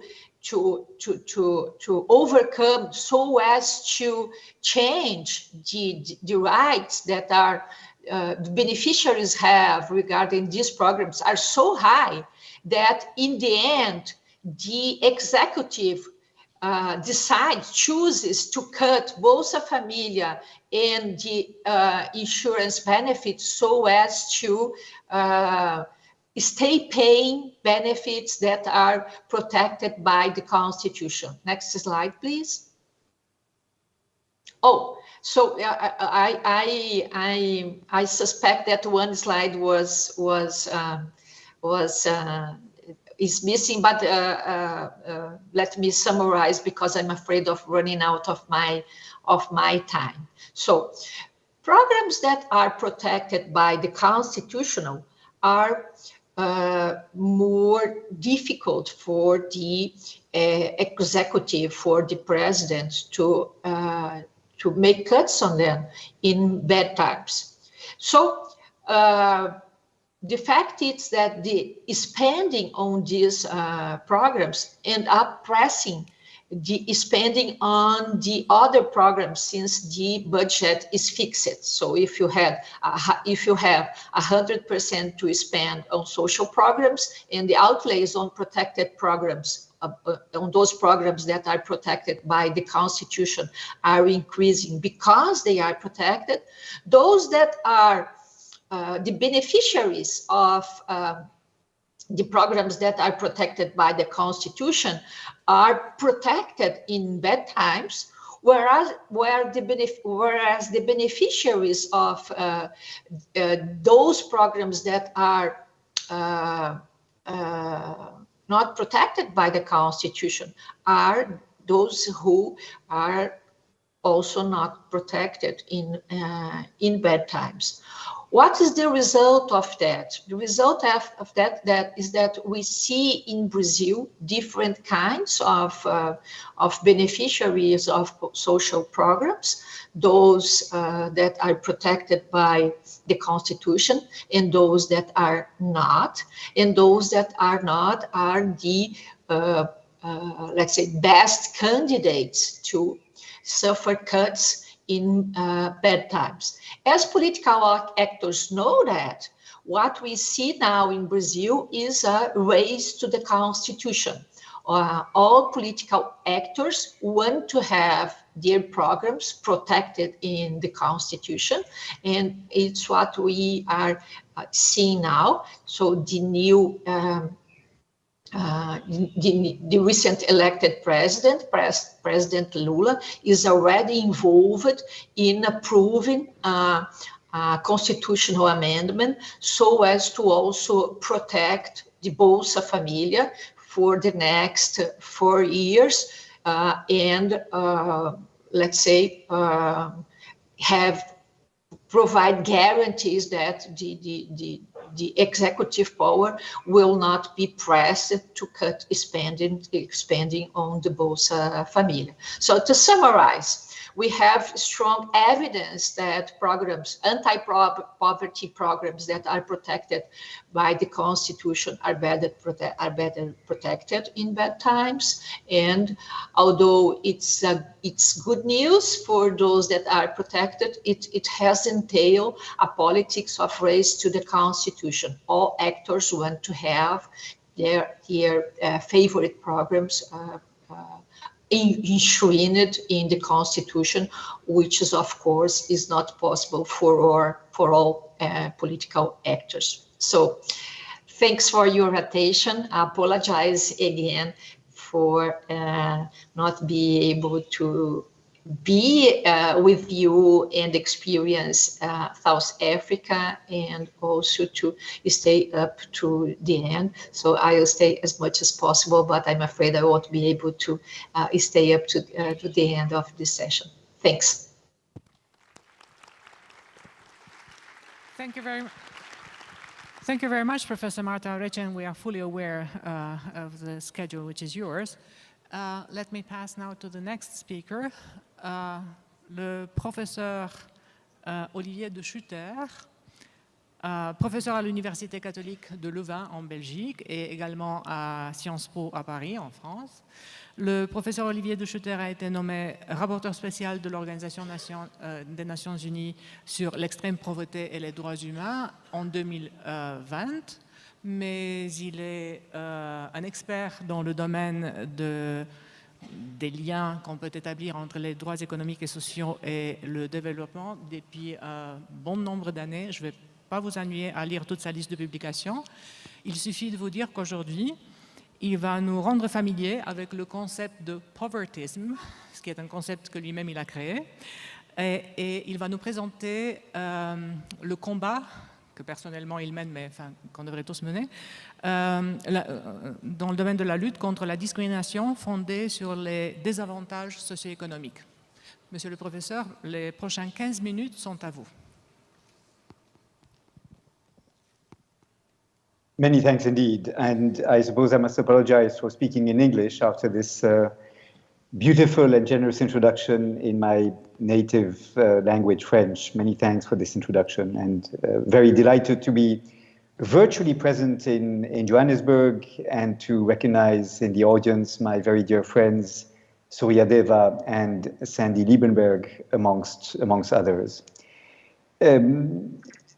What I would like to speak about is the main lessons from the report I have recently prepared in my official capacity as Special Rapporteur on Extreme Poverty and Human Rights on the question of how to combat poverty by using the prohibition of discrimination on grounds of socio-economic disadvantage. And I would like to maybe start by noting that addressing this kind of discrimination is essential in the fight against poverty, that legal instruments exist that should, in principle, allow us to combat discrimination on this ground of poverty, socioeconomic disadvantage, but these instruments are insufficiently used. We can move down one slide, which presents what I would like to convey, the messages I would like to convey. Of course, this is based on the report I presented, but I will take a step back from the report in order to draw certain lessons from the campaign around this issue that I am now launching.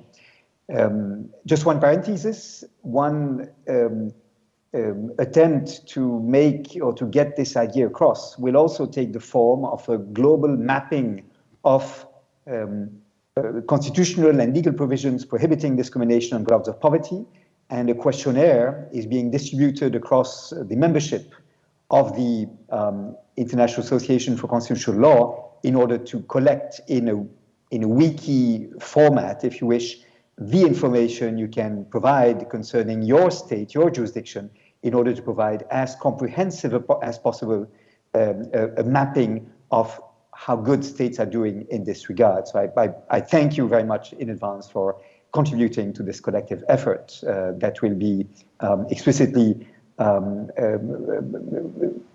acknowledged as benefiting from the AICL contribution.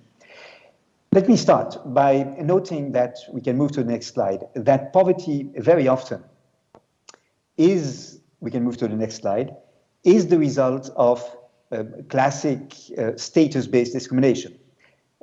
Race, ethnicity, disability, sex, the status of being a migrant, leads to discrimination in various fields, including employment, housing, healthcare, education, that can push people into poverty. My interest, however, and we can move down one slide, is that many people who are living on low incomes, although they have no other suspect characteristic, also face discrimination based exclusively on these people being poor. So that this discrimination may add to classic status-based discrimination, or may be a discrimination that has a life and existence of its own. And of course, discrimination can be direct and indirect. Now, if we can move to the next slide, of course, many instruments prohibit, in principle, this discrimination. The International Covenant on Economic, Social and Cultural Rights, as it prohibits discrimination in social, economic and cultural rights, in Article 2, paragraph 2, refers to social origin and property as suspect grounds of discrimination. It is an open-ended clause, so other status may also be a source of discrimination. And the Committee on Economic, Social and Cultural Rights has been very explicit that we should move beyond social origin understood as a status imposed by birth, as in caste-based systems, and that social origin, property, or other status should be read in order to include what the Committee on Economic, Social and Cultural Rights describes in General Comment number 20 on non-discrimination as being a member of a certain economic or social group or strata within society. The committee says, and I quote, a person's social and economic condition when living in poverty or being homeless may result in pervasive discrimination, stigmatization, negative stereotyping, which can lead to the refusal of or unequal access to the same quality of education, healthcare as others, as well as the denial of or unequal access to public places. And indeed, those who have studied in detail the situation of people who are homeless or live in poverty know that this is the daily experience of people in such condition. They face humiliation, they face institutional and social maltreatment. They constantly have to combat the negative stereotypes that exist around them. The next slide provides, provides short excerpts from, for example, the report of the Special Rapporteur on Adequate Housing, Leilani Farah, of 2015, who said, and this is the second paragraph that you have here, that discrimination is both a cause and a consequence of homelessness. Those who face discrimination on grounds of status are also more likely to become homeless, and once homeless, experience additional discrimination, right? So this is essentially what the report I recently presented is about. And in the report, we can move down one further slide. I try to show how these low-income groups, whether or not they also present another status-based suspect characteristic, face discrimination in access to employment, in access to housing, access to healthcare, education. This discrimination can be direct or indirect. We can move one slide further. Indirect discrimination, of course, results from employers, landlords, school boards using proxies that create a suspicion that a person is from a low-income background or comes from a poor family. Residency, the schools attended, illiteracy, and so on are such proxies. And this prohibition of discrimination based on socioeconomic disadvantage may combine with the prohibition of discrimination based on suspect grounds. Next slide, please. In order to create intersectional discrimination in which people are both facing discrimination because they are a woman, a person from a particular ethnic group, or a person of a certain age, and a person living in poverty. Now, it is true, and I thank you, Anna, for reminding the audience of this, that the report does dedicate some space to the question of povertyism, and we can move one slide further.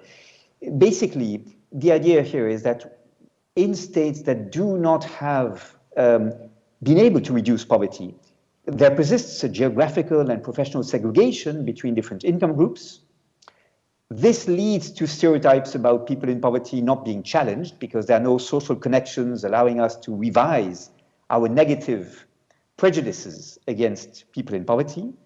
As a result, people in poverty underinvest in the acquisition of qualifications. They are discouraged because of all the barriers they face, and this further feeds into the stereotypes of the population against people in poverty as being non-reliable, as being not sufficiently competent, as being poorly equipped in social situations to master the cultural codes and so on. And this, in turn, may lead social policies that ought to reduce poverty, such as those that Marta described, to be less politically popular because of the prejudice against people in poverty. Why would you want to help people in poverty if you believe that their condition is attributable to their own failings, mistakes, and unreliability? So since I speak to an audience of lawyers, I don't need, I guess, to go through the various implications of prohibiting discrimination on grounds of poverty. We can move one slide further. The classic typology coming from the International Covenant on Civil and Political Rights is one that distinguishes various components of the requirement of equal treatment addressed to lawmakers, to law enforcement officials, to state bodies.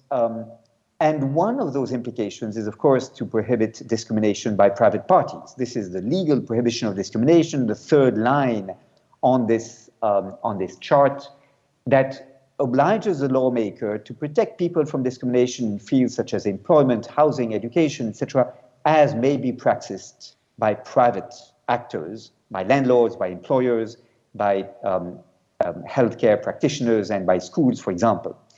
If we move one slide further, we also know, and again, I don't have to repeat this, that discrimination can be direct, indirect. It can consist in denying reasonable accommodation, which means not adapting the policies, the procedures, the regulations to the situation of people who are homeless or in poverty. And discrimination can be structural. It can be the result of systemic exclusion of people in poverty from different spheres of life, requiring much more affirmative action policies, structural policies to be removed. I don't have time to go through all these components of the non-discrimination requirement, but the report does explore what implications follow from recognizing this as an unacceptable form of discrimination.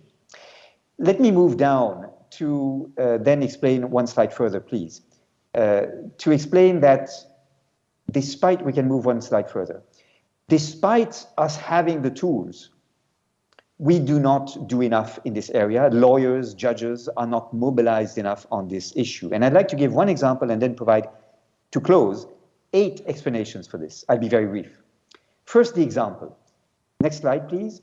If you look in Europe at the case of Garib versus the Netherlands, a very striking case in which Ms. Garib was a low-income person living on welfare from social aid, and she was prohibited from moving to a neighborhood where rent was affordable and where she felt she would be better housed, because the Dutch authorities, the municipal authorities, did not want to see a ghetto of poor people emerging. And so in order to be resident in that neighborhood, you needed to be above a certain level of income. Now, what is striking in this case is that the European Court of Human Rights, although it looked at the freedom to choose one's residence under Article 2 of Protocol number 4 to the European Convention on Human Rights, did not even look at whether this might be discrimination on grounds of poverty.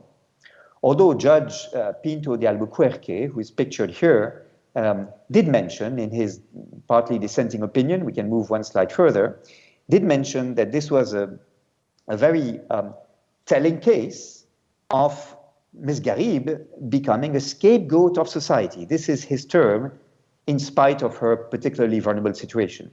And what Judge Pinto de Albuquerque notes is that this policy of prohibiting people living on low incomes from moving into particular neighborhoods is based on negative stereotypes about people in poverty, because the clustering of people in poverty in certain areas, it seems, according to the Dutch authorities, would result in higher rates of crime, violence, in more social problems, including drug addiction and so on. In other terms, stereotypes about people in poverty were forming the justification for the prohibition in question. And it is indeed true that it's ununderstandable, it's not understandable that the European Court of Human Rights did not look at the prohibition of discrimination on grounds of poverty. Why is this? We can move to the next slide.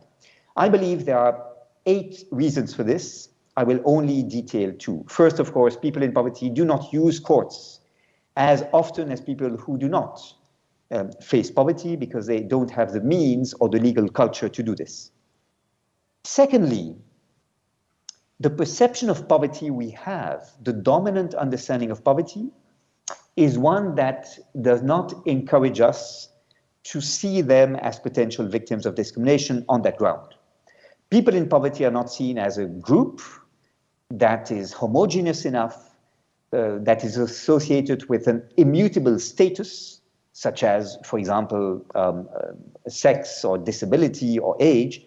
And people in poverty are often ashamed of their condition. They don't have an identity they wish to protect as ethnic minorities might have, or as linguistic groups might have.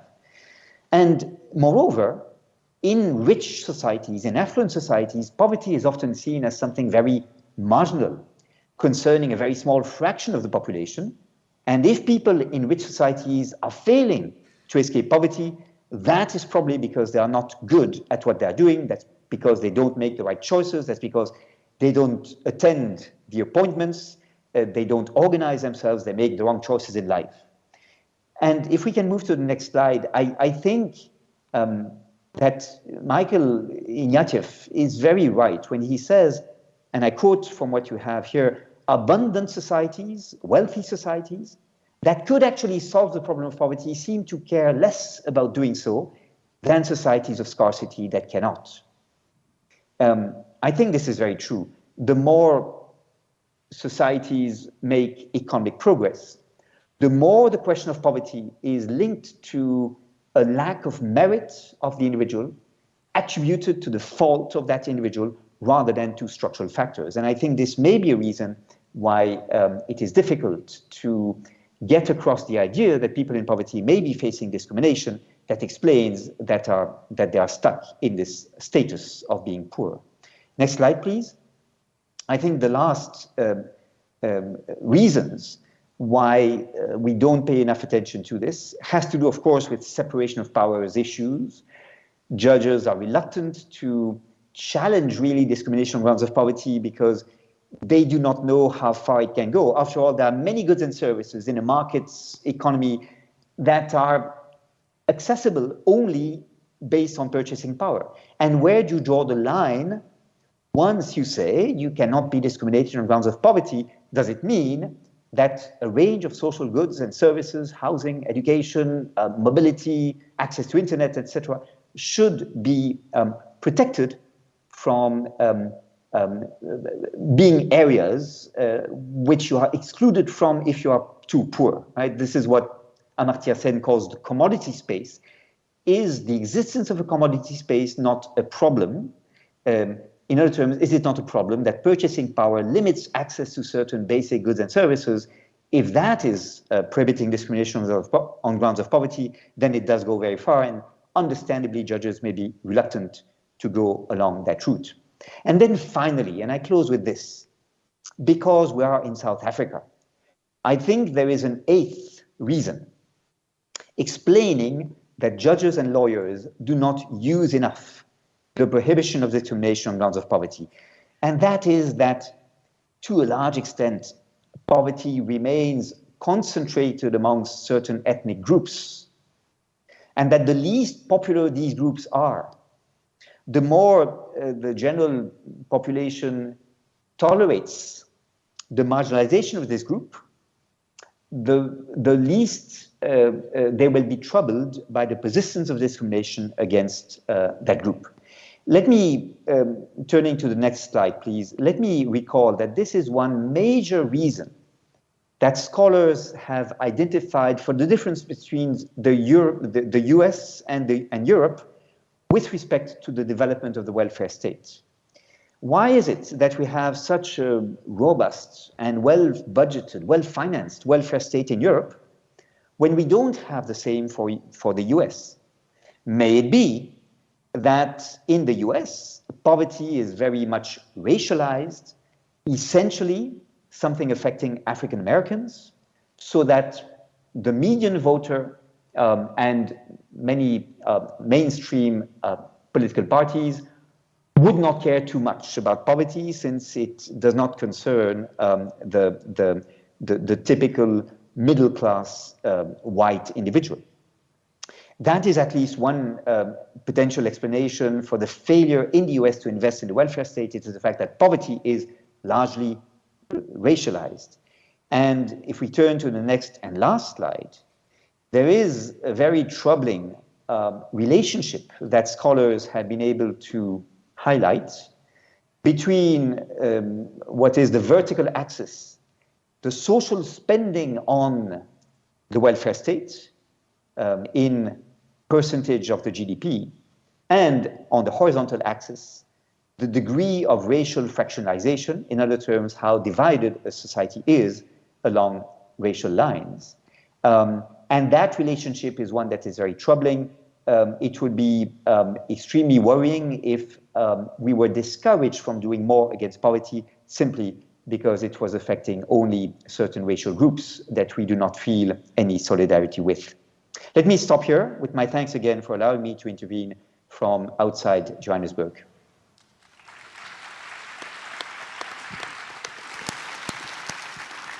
Merci beaucoup. Thank you very much, Professor De Schutter, for putting things in the perspective, also from a legal point of view.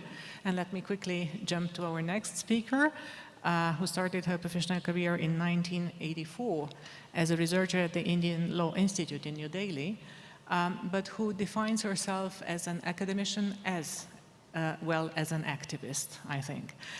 She's a law professor who also clerked for Justice Bhagwati at the Supreme Court of India based on her capacities, and it's very fortunate that before we just heard the quotation from Amartya Sen, I had prepared one actually for this as an introduction for your speech. He said that poverty is a deprivation of capabilities, a lack of multiple freedoms people value, and they have reason to value. The speech that Professor Amita Dhanda is going to do for us is focused on the connection between poverty and socioeconomic rights. Again, 15 minutes are yours.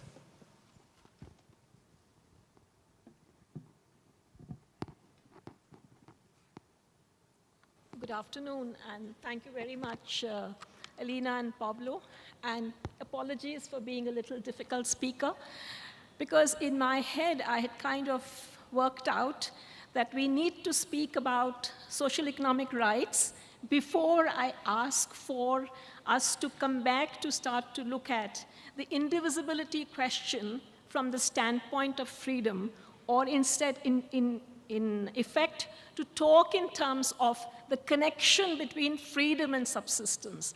I mean, the dean of the faculty at the inaugural did speak in terms of when she was quoting Nelson Mandela as to why you can't be having either freedom without, like no dichotomy between bread and freedom. So whether you're talking in terms of, you can't say that one or the other.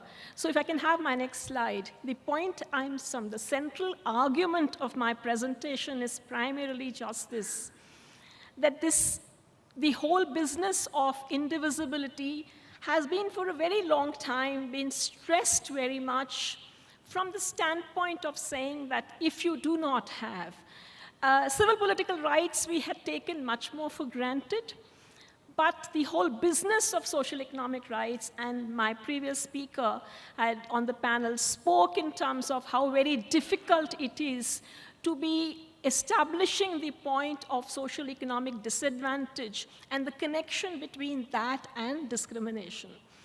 I wanted to put out that when it comes to the whole issue of freedom also, the whole question of social economic disadvantage and the way it plays out for people who are economically disadvantaged is not appreciated enough. Somehow or the other, we see the deprivation of freedom as not so very, though we constantly say that it's not to be an opposition between bread and freedom, yet somehow we somewhere play down the whole importance of freedom for people who are in economically disadvantaged situations. So that's the thrust of what I want to spend time with you. And like I said, in my head, I was convinced that unless we have deliberated to some extent on the struggles that are there for realizing social economic rights, this asking for going back to look at what social economic rights do in relation, or what social economic disadvantage does for denial of freedom is something that I wanted to come in sequence to come later. And I wanted to put this entire business of poverty in the context of the Indian Constitution. Next slide, please. I was basically wanting to say that the Indian Constitution did not have an explicit kind of provision for due process. And despite the fact that this was heavily debated whilst making of the Constitution, when it came to the text of the Constitution, we did not provide for due process. And it is only after we had the emergency declared in our country, which caused for a large number of people to really understand how much of a disadvantage can arise from a deprivation of freedom, that our courts read in the whole fair process thing into the deprivation or the freedom clause of the Indian Constitution. The reason why, and if you were to say if that has happened, then what's the big deal? Why am I making such heavy weather or wanting to revisit the entire issue of deprivation of freedom? And the reason basically is this, that in some ways, both legislatively and constitutionally, we have, you can say, we have receded, it's like a major retrograde step that has happened in the Indian constitutional situation. And that's the reason, and the fact that this has happened is something which worries me, and why I felt it was necessary for an International Congress on Constitutional Law to look at the whole issue of freedom from the lens of poverty and discrimination. It's because we've had suddenly a large number of legislations coming in our country, wherein you are in effect, be it by reason of addressing the security question or the extremism question, that you are, or the money laundering issue, you're coming up with a large number of legislations which are speaking in terms of arrest very easily, grant of bail very difficult, and exactly how this kind of a legal scenario plays out for people living in conditions of poverty, and what's the kind of discrimination which impacts upon them is the thrust point of what my presentation with you is today. I am somewhere saying is I am not in any way denying the importance of subsistence rights. I am not even in any way disagreeing with either of my previous two speakers. I'm also saying is that when we keep saying, no, like freedom and bread should not be divided or dichotomized, we don't put as much attention to what denial of freedom does to people in situations of disadvantage.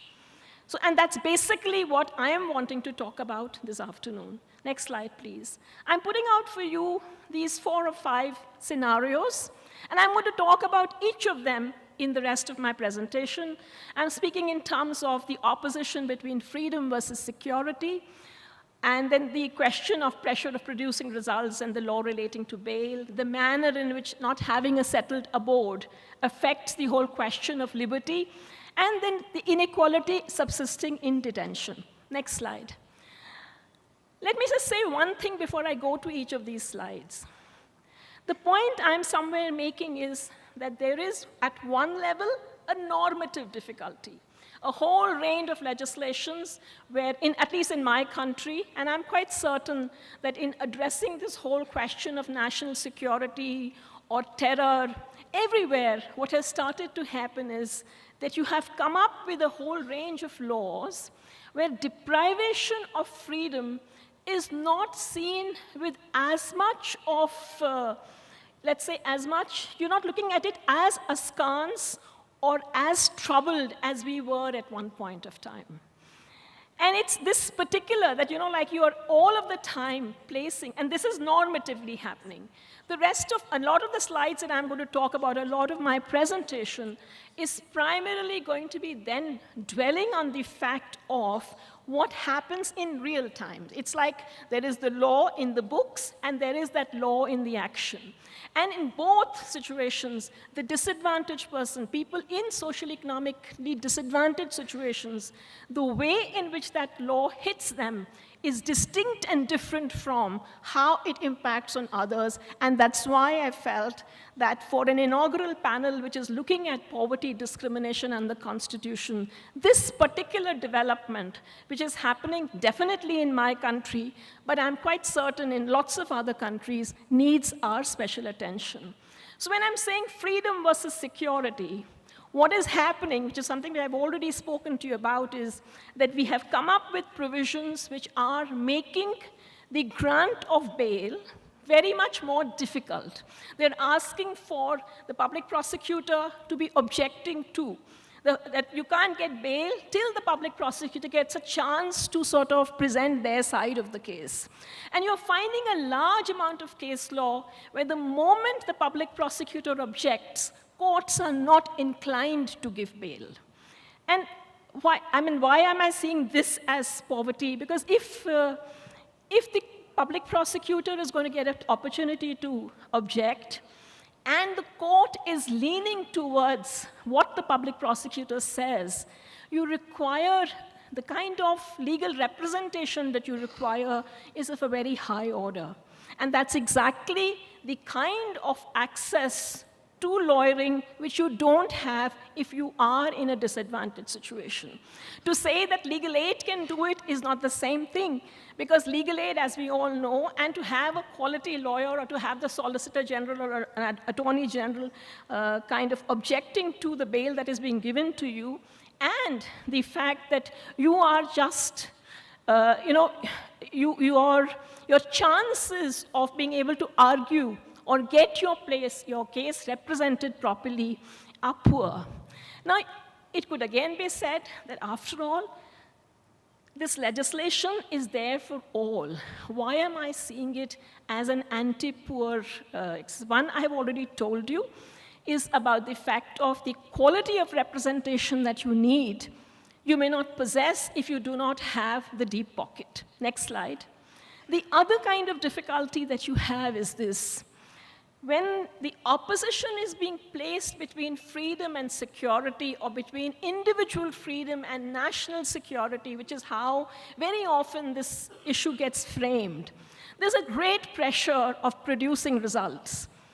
If there's any kind of a major terror attack happens, for us it was the attack on the Indian Parliament, and it's like any major terror attack happens, there is a great pressure to find the wrongdoer. It is like somebody must have done it. And so you need to go and find out who has done it. And under that pressure, the people who get picked up, the people who get arrested, are not necessarily the people who did the wrong. It's like you have to show that we have got things in control, we've sorted it all out. So it's in that situation that individual who gets picked up is the most hapless of.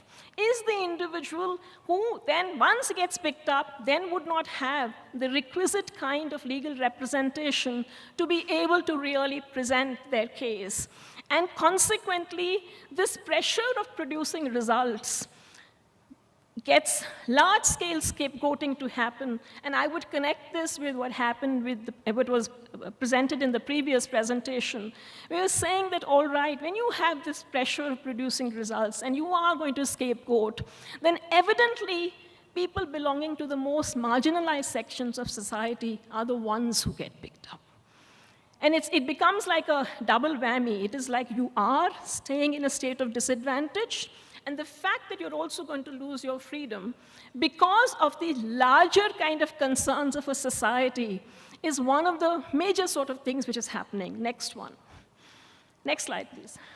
Then the other point here is, it's not just, there's a law relating to bail. I have already told you the normative change which has come in relation to the law relating to bail, that you are progressively making jail, not bail, the norm. You are actually believing that, okay, if we can't really punish you off, we are going to sort of make the process the punishment. To some extent, we had tried to, in the traditional law of bail, which was about the fact of what kind of a surety you could summon up and stuff, we made some changes in Indian law and allowed for people to be sort of like, to be freed on bail on personal surety. But because of this change that is happening in the normative law, the earlier law also, I would say, was much more in books than in action. But now when the book itself is saying that we are not going to give you bail easily, you can but understand that if you are belonging to the more social disadvantaged segments of society, the chances of your being able to obtain bail becomes that much the more difficult. Next slide, please. This is the other point that I wanted to also make in here, which I think feeds into the presentation which just went before mine. To be saying that when you have no settled abode, the manner in which we look at the whole issue of vagrancy, the fact it can be a reason for denying bail. It also is demonstrative of that you lack the resources to have an abode. And this absence of abode, when it sort of causes loss of freedom, I would say that there is what I would say is a further kind of an impoverishment that happens. You are not able to have an abode because you don't have the wherewithal. Then the fact that you do not have a settled address becomes a reason very often for seeing you as a suspect quantity, somebody who can be easily picked up, much more difficult to get out, not having enough number of people who are fighting for your freedom. So all of those kinds of connections that work out. And the next slide. I'm also wanting to stress on this whole issue of freedom from this one other aspect, and that is, because very often, sometimes when people are very cynical about people living in poverty, you'd say, oh, at least prison gives you a roof over your head, you get regular meals and all that. And you'd be telling people that, okay, why don't you try that? But more importantly, and this has come in as first-hand accounts from people who have been managing prisons, as well as people who've been living in them, that you find that the hierarchy which subsists in the world outside gets replayed and replicated for people living in prisons. And it's like you're going to be like, you're the one who's going to be the worst treated of all the people who are in confinement. And the last sentence I have there is, it's literally easy entry, difficult exit, and miserable existence. And so that's the basic kind of, you could say, argument that I have put out for you. And I'm just wanting that a Congress which is looking at constitutional law, last slide please, is looking at constitutional law, needs to not only reaffirm the whole issue of indivisibility of rights by only looking at the various difficulties that we have of realizing social economic rights, but to also look at that the other partner in the whole human rights thing is the whole discourse around freedom. And to be saying that there is an inextricable kind of connection between freedom and subsistence. That is, lack of freedom denies you subsistence, and denial of subsistence then gets you to lose freedom. We have been stressing quite a lot in more recent times in ensuring that kind of subsistence, I think it's equally necessary for us to be looking at exactly what social economic disadvantage, when people living in social economic disadvantage are denied freedom, what exactly this does to them. And it's especially necessary because the world over, somewhere this whole issue of security, we all remember times when we could just walk through airports and the security control, to the kind of torture that we all go through everywhere. It's demonstrative of what the world situation is like, and consequently, it's important that in our sort of zeal to be saying that we need to be safe and secure, it's important to be asking who become very often the victims of this fight for security. I'm not trying to say that everybody who gets picked up is only a victim, but there's a large-scale use, this kind of use also, of this whole dichotomy that we brought on between freedom and security. And that's why it's I suppose, my agenda, or, I mean, we're not even sure whether academics are supposed to have agendas, but all of the same, I'm sort of saying is this, that in my opinion, when you are having such a big constitutional law event, and you are talking in terms of constitutionalism, you are somewhere going to the basic values. And the basic values always have been that power is to be countermanded or countenanced by rights.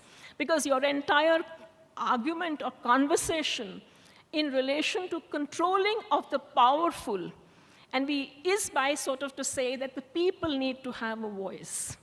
And I'm just saying that when we are having this entire conversation on freedom and security, it's important to be looking at who are the so-called, not the so-called, who are the real victims of this entire dichotomy, and why is it that we need to be revisiting indivisibility of rights, but this time as much from the standpoint of freedom. Thank you so much.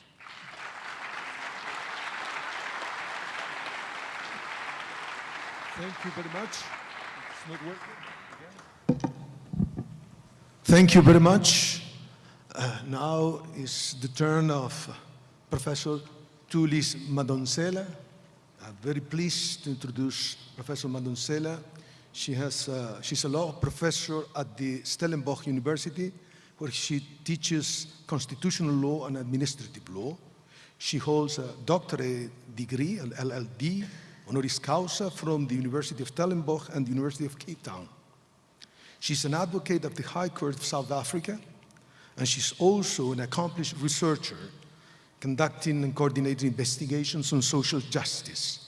She's the founder of the Tuma Foundation, an independent democracy, leadership, and literacy public benefit organization, and convener of the Justice M-Plan, a Marshall Plan initiative aimed at promoting progress toward ending poverty and reducing inequality by year 2030. Madonsela has championed democracy and constitutional law, and her concerns has been concentrated on gender and law, and she was also engaged with women in trade unions. Finally, she has also been engaged in the fight against corruption and ill management on public affairs. And as a token of her publications, I quote, "Beyond putting women on the agenda, and a fair deal for the women worker." Please, Madame, the floor is yours.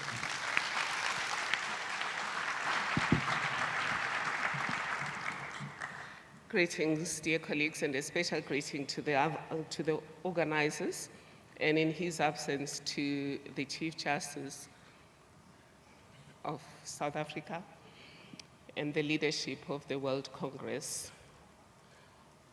I will be talking to you about constitutions, which is, of course, the focus of our conversation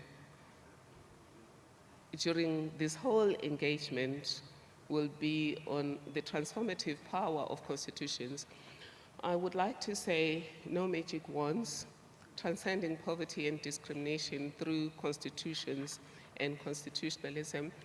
This presentation is slightly different from the one I gave last week. I'm extracting a smaller portion of the main paper, which is focusing on constitutionalism and state capture.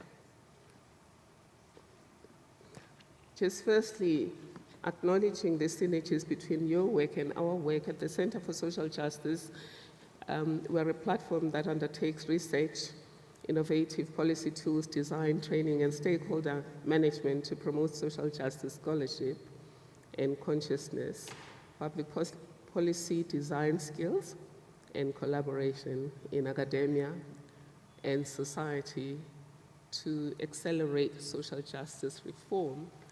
And we think your work and our work as a collective today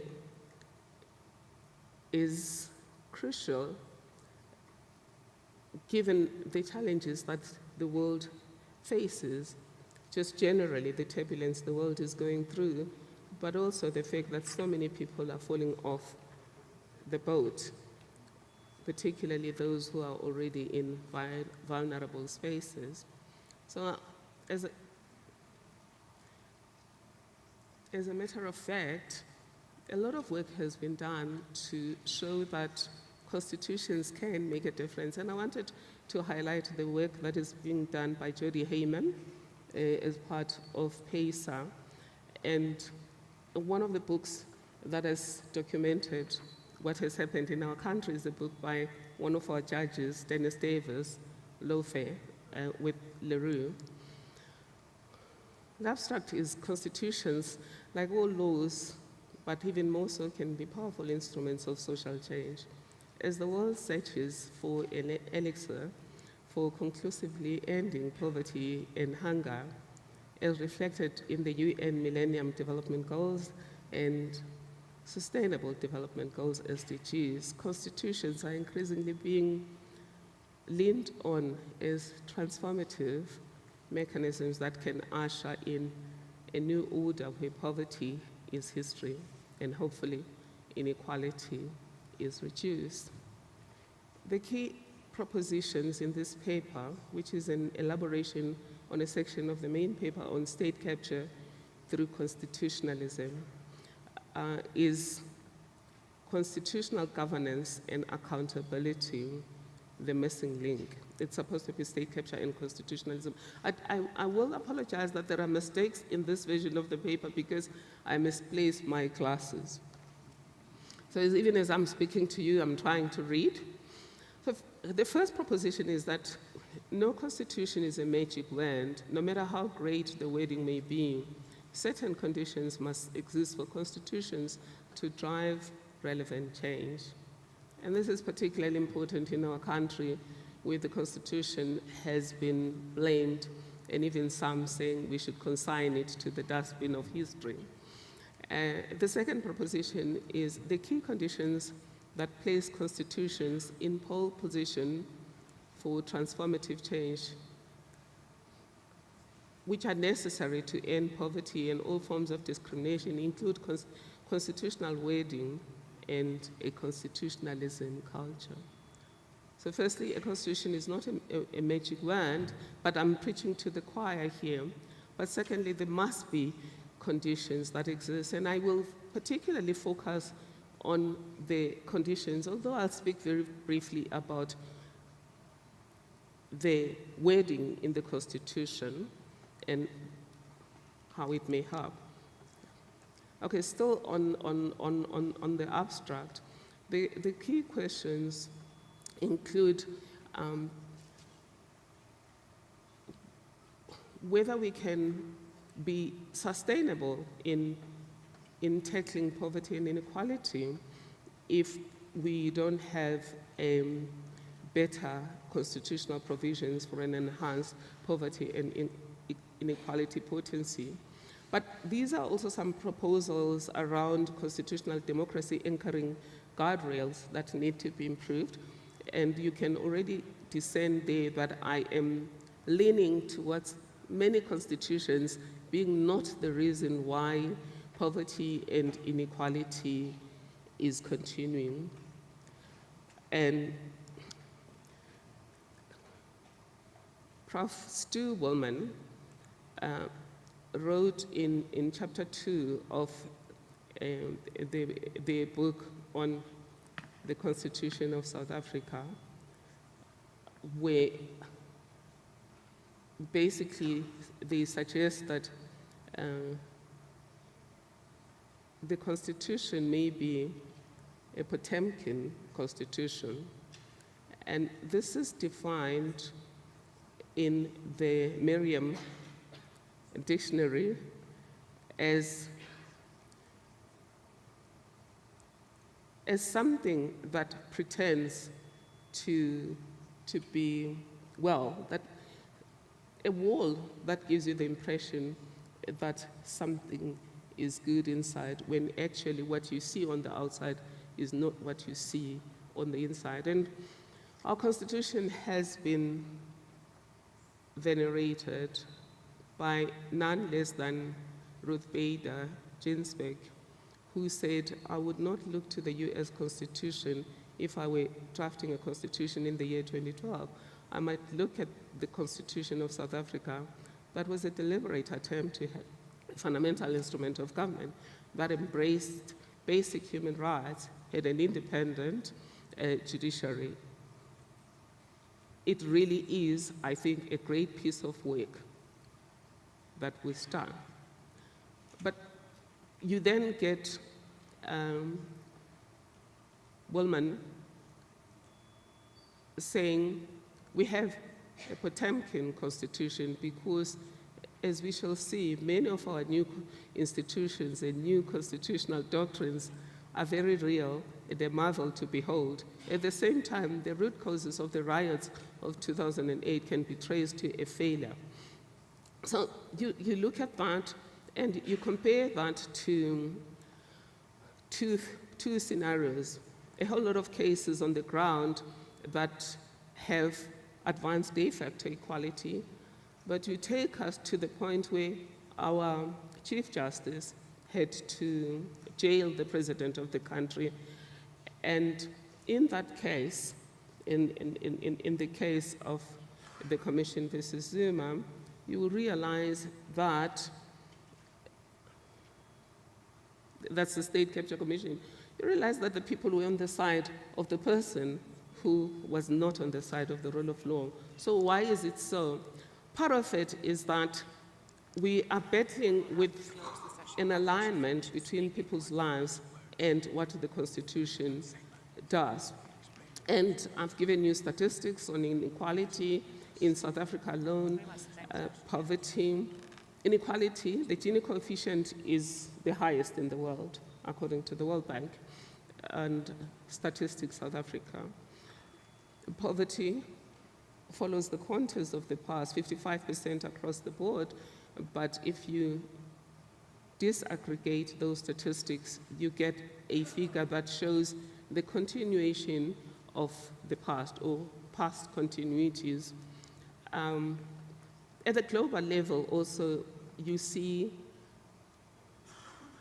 similar patterns of inequality. The 1% doing well at the top, as our colleagues have said, whilst the rest of society is not doing very well. Why are things the way they are? One of the challenges is the question of human rights.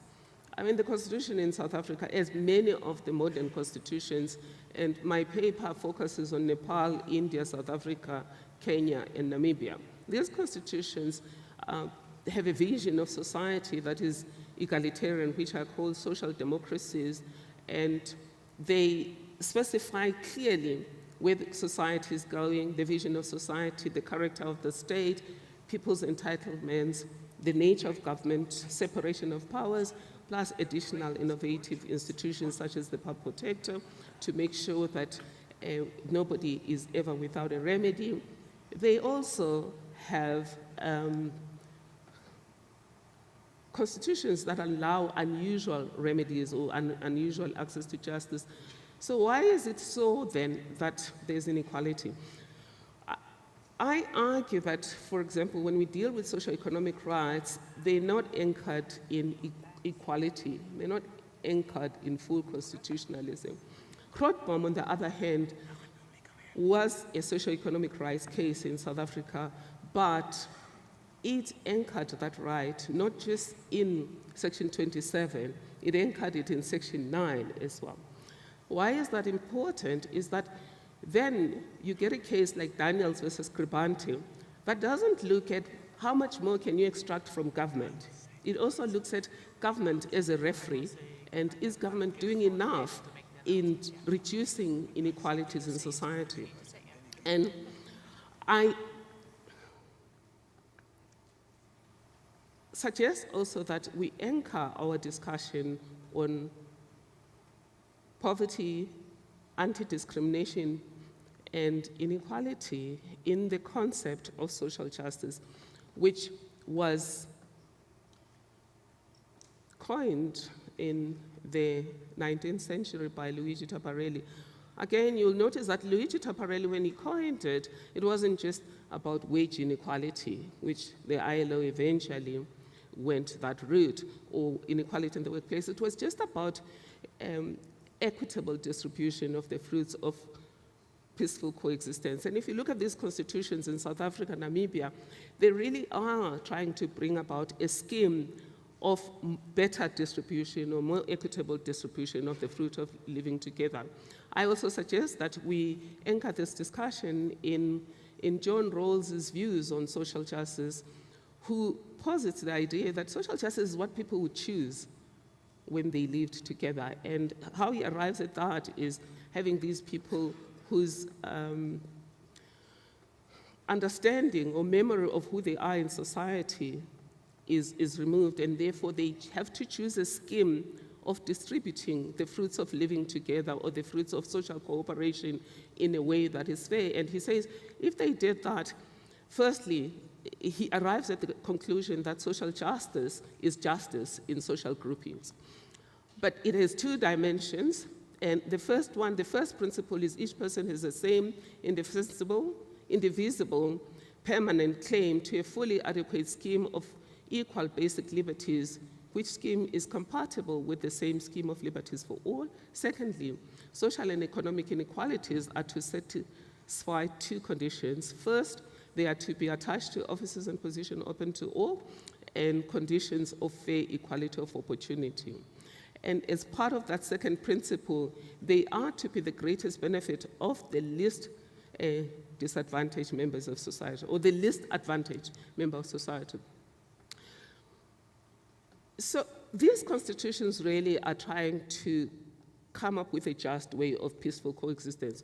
What John Rawls doesn't build in his model of social justice, or of equitable living together, is societies that have historically dispossessed, excluded, and oppressed others and favored others. That would be not just South Africa. Nepal had the caste system. Kenya, it was both race and class. And then gender is in all of these countries. Disability is in all of these countries. So when you are looking at social justice, we say it's about embracing the humanity of all. It entails a situation where there's equal enjoyment of all rights and freedoms, reflected in the just, equitable, and fair distribution of all opportunities, resources, benefits, and privileges. And one of our cases here, he says it's a dimension of Ubuntu. I'm going to just, with the remaining time, come and say, where is the crux of the problem? The crux of the problem lies in failure of constitutional governance, because these constitutions create a scheme that has to work together. You can't cherry pick. You can't say you're going to do anti-discrimination, but you're not going to do the part that responds to CEDAW, SED, CRPD, etc., the part of promoting equality or taking positive measures. You've got to take the whole scheme as a whole. And I am also arguing in the main paper that one of the reasons we're experiencing inadequate support for fights against attacks on democracy, such as state capture and other forms of corruption, is precisely the grievance that people have about social justice. And give you an example in a country like South Africa of during apartheid, you can posit a situation where you have people who are playing a monopoly game. You say Group A and B should play. At some stage, you withdraw Group B, which in my version of the game, it's pink. You withdraw B, you withdraw the pink group and you say the blue group should continue to play Monopoly. And once the blue group has gone miles and owned everything on the system, you then say the other group can come in. Now, a lot of people say when the next group comes in, the pink group comes in, having been kicked out of the game, having had its property taken by the blues, having had a situation where the blues are given privileges, when the pinks come back in, there must be similar treatment. And if you look at jurisprudence in most countries, equality started with discrimination being accepted. But the early cases, if you look at America, Brown versus Board of Education, you look at our own cases here, such as Progress versus Knitting Company, you realize that the decision makers at that stage thought equality was treating everyone the same. Even in constitutional South Africa, that has crept in. So what is the way forward? These are the suggestions. I say, place constitutional governance at the center, rethink the purpose of public governance, be guided by transformative constitutionalism, but embrace epic leadership, where people in government are ethical, purpose-driven, impact-conscious, and committed to serve all. Because when those who are making policies only think about tailoring things for people like themselves, it becomes a problem. And it doesn't matter whether you're a judge or you are a policymaker. And in one of the cases I would have wanted to contrast, which probably we'll do later in a different setting, is a case here. We had Daniels versus Kribante, where it was a farmer and a tenant. And the court said there, substantive equality principles should be integrated in how you interpret the socioeconomic rights there. Then you now come with a case which is just administrative law, Bidika. I mean, it's common law case, Bidika, where the court now says, no, we recognize Ubuntu, we recognize transformative constitutionalism, but for certainty, we are going to give primacy to common law. Now, in this society where you're talking about these disparities in terms of what's common and what's not common, in this society where your constitution says you're building a new society where there's healing of the divisions of the past and the society is founded now on democratic values, social justice, and fundamental human rights, where every citizen's life is improved and every person's potential is freed. Isn't it incumbent on everyone, whether they are a policy drafter or a judge, to consistently integrate these principles of equality? In gender, we say everyone should mainstream gender. Why can't we say everyone should mainstream equality? And the emphasis being de facto discrimination, de facto equality, because everyone understands direct discrimination, but it creeps into indirect discrimination as well. And what I'm suggesting then is, in our case, I'm suggesting that the jurisprudence, in the Constitutional Court jurisprudence, should be made available to all policymakers. I just want to show you something we did on gender, which was very useful. We did that book on gender, taking all of the Constitutional Court decisions and spreading them so that people can understand the need to be consistent in applying the Constitution. You can't get Daniels versus Kribante saying one thing, and then you get Bidika saying something else. And Daniels versus Kribante talks about balancing the rights of each. In fact, you also get the same thing in Zondi, which is a case on which many countries here do have impounds Again, the court in Zondi balances the rights of property owners or landowners and those who own the cows or the livestock that wanders around. So just in conclusion, I know I'm preaching to the choir here. Perhaps what is incumbent on this choir is we take constitutionalism and constitutional governance beyond courts and beyond classrooms into the entire university, into all causes beyond your social justice cause or your anti-discrimination causes, but more importantly, we take these matters to policymakers, and that's what we're doing at Stellenbosch University using an instrument that is called SIAM, Social Justice Impact Assessment Matrix, and we're hoping that you'll look into it. I have a book here where our approach is mentioned, and it's Law, Justice, and Transformation. It's been done by Stellenbosch University, looking at the transformation project in the last 25 years and celebrating what we've done well, but also looking at what opportunities are there.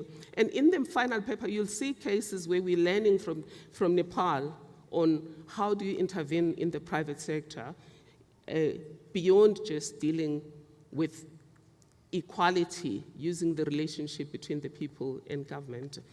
And thank you.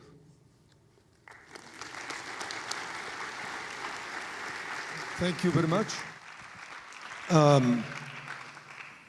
Now, I think we have no time. Je veux remercier tous ceux qui ont pris la parole. On va rater questions. There is no time for Q&A. We remove ourselves for making some comments. And very thankful for the audience and naturally to this great presentation.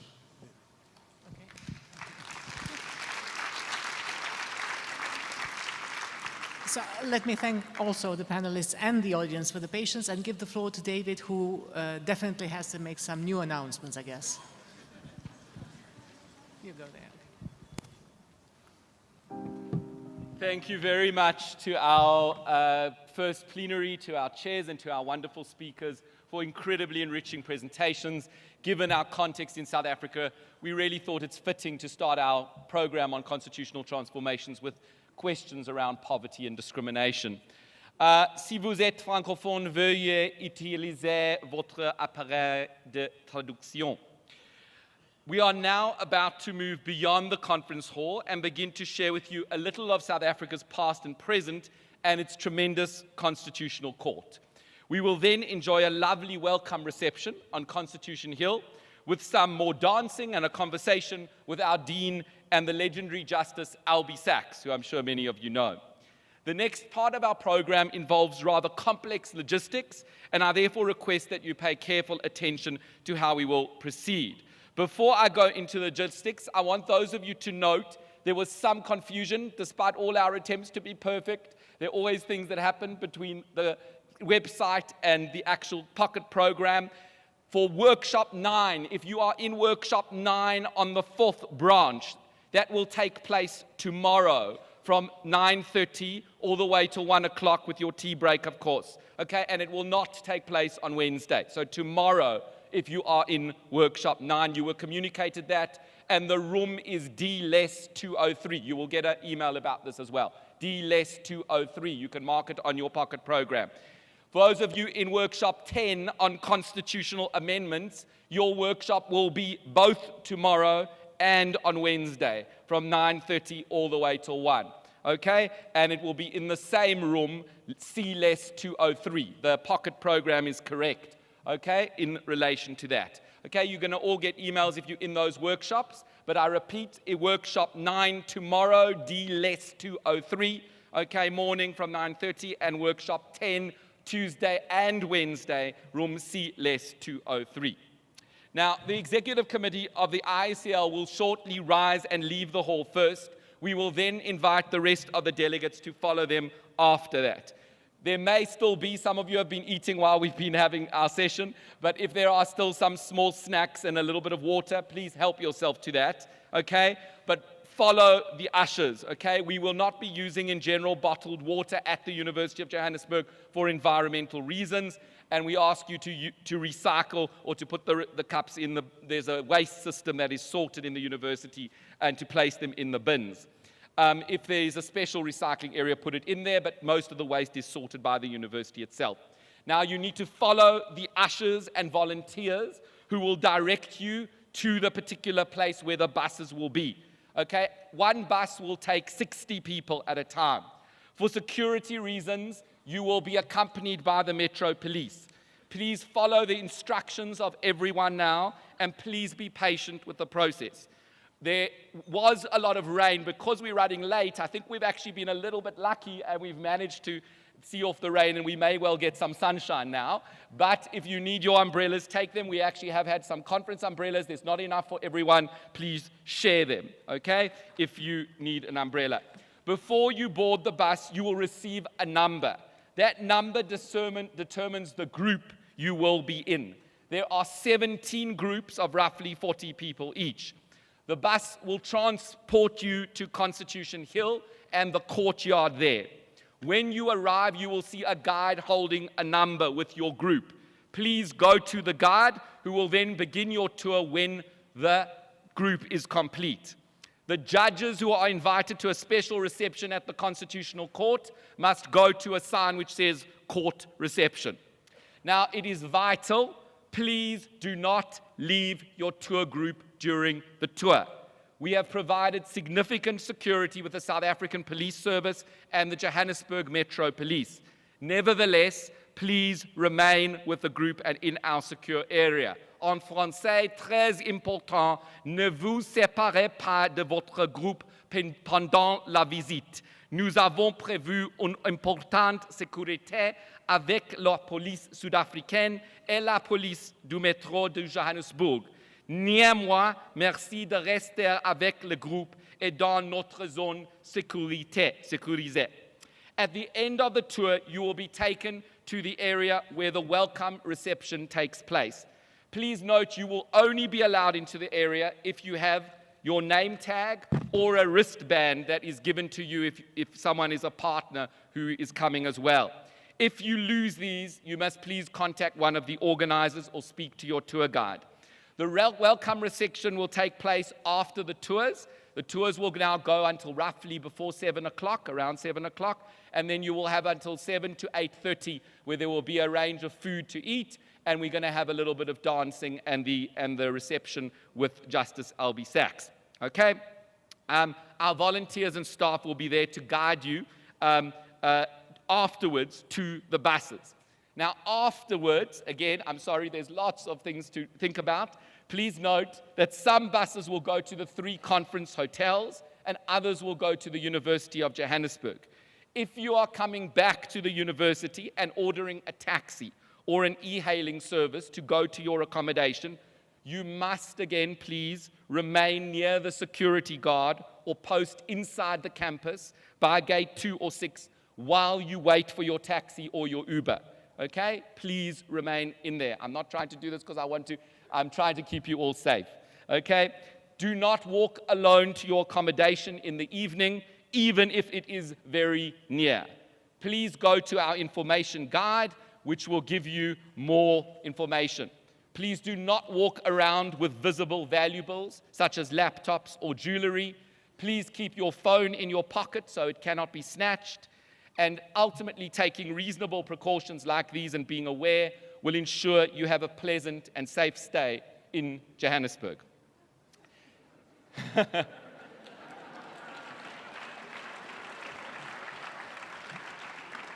I know for some of you these are slightly strange, but I'm trying to keep you all safe. A request, many of you have had headsets for translation. Please hand back the headsets on your way out, okay? Now, tomorrow morning, okay, we now finished tonight. Tomorrow morning, buses will depart from the various conference hotels as per the schedule you've been informed about. We don't know exactly where everyone is staying, so there are only limited places on the shuttles. If you cannot go on a shuttle or you're late for the shuttle, please use a taxi or e-hailing service to go between your accommodation and the university. And please ask your taxi driver to drop you at gate 2 of the Kingsway campus of the University of Johannesburg.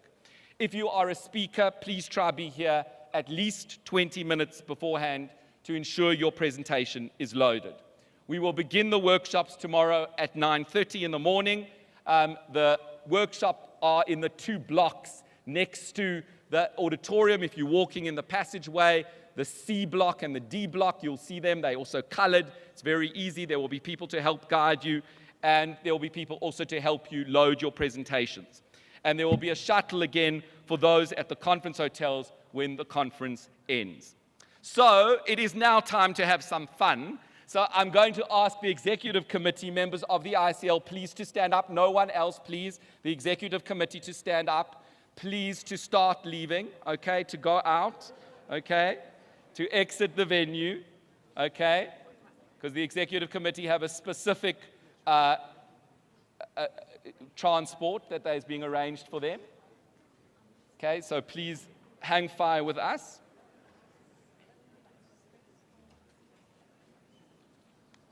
Okay.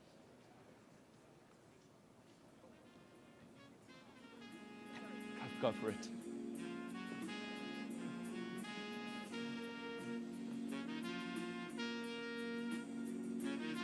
Okay, the executive committee has now left. You may all now leave and follow the instructions. I look forward to seeing you all. Please come say hello and have a wonderful evening. Enjoy your evening. Bonne soirée.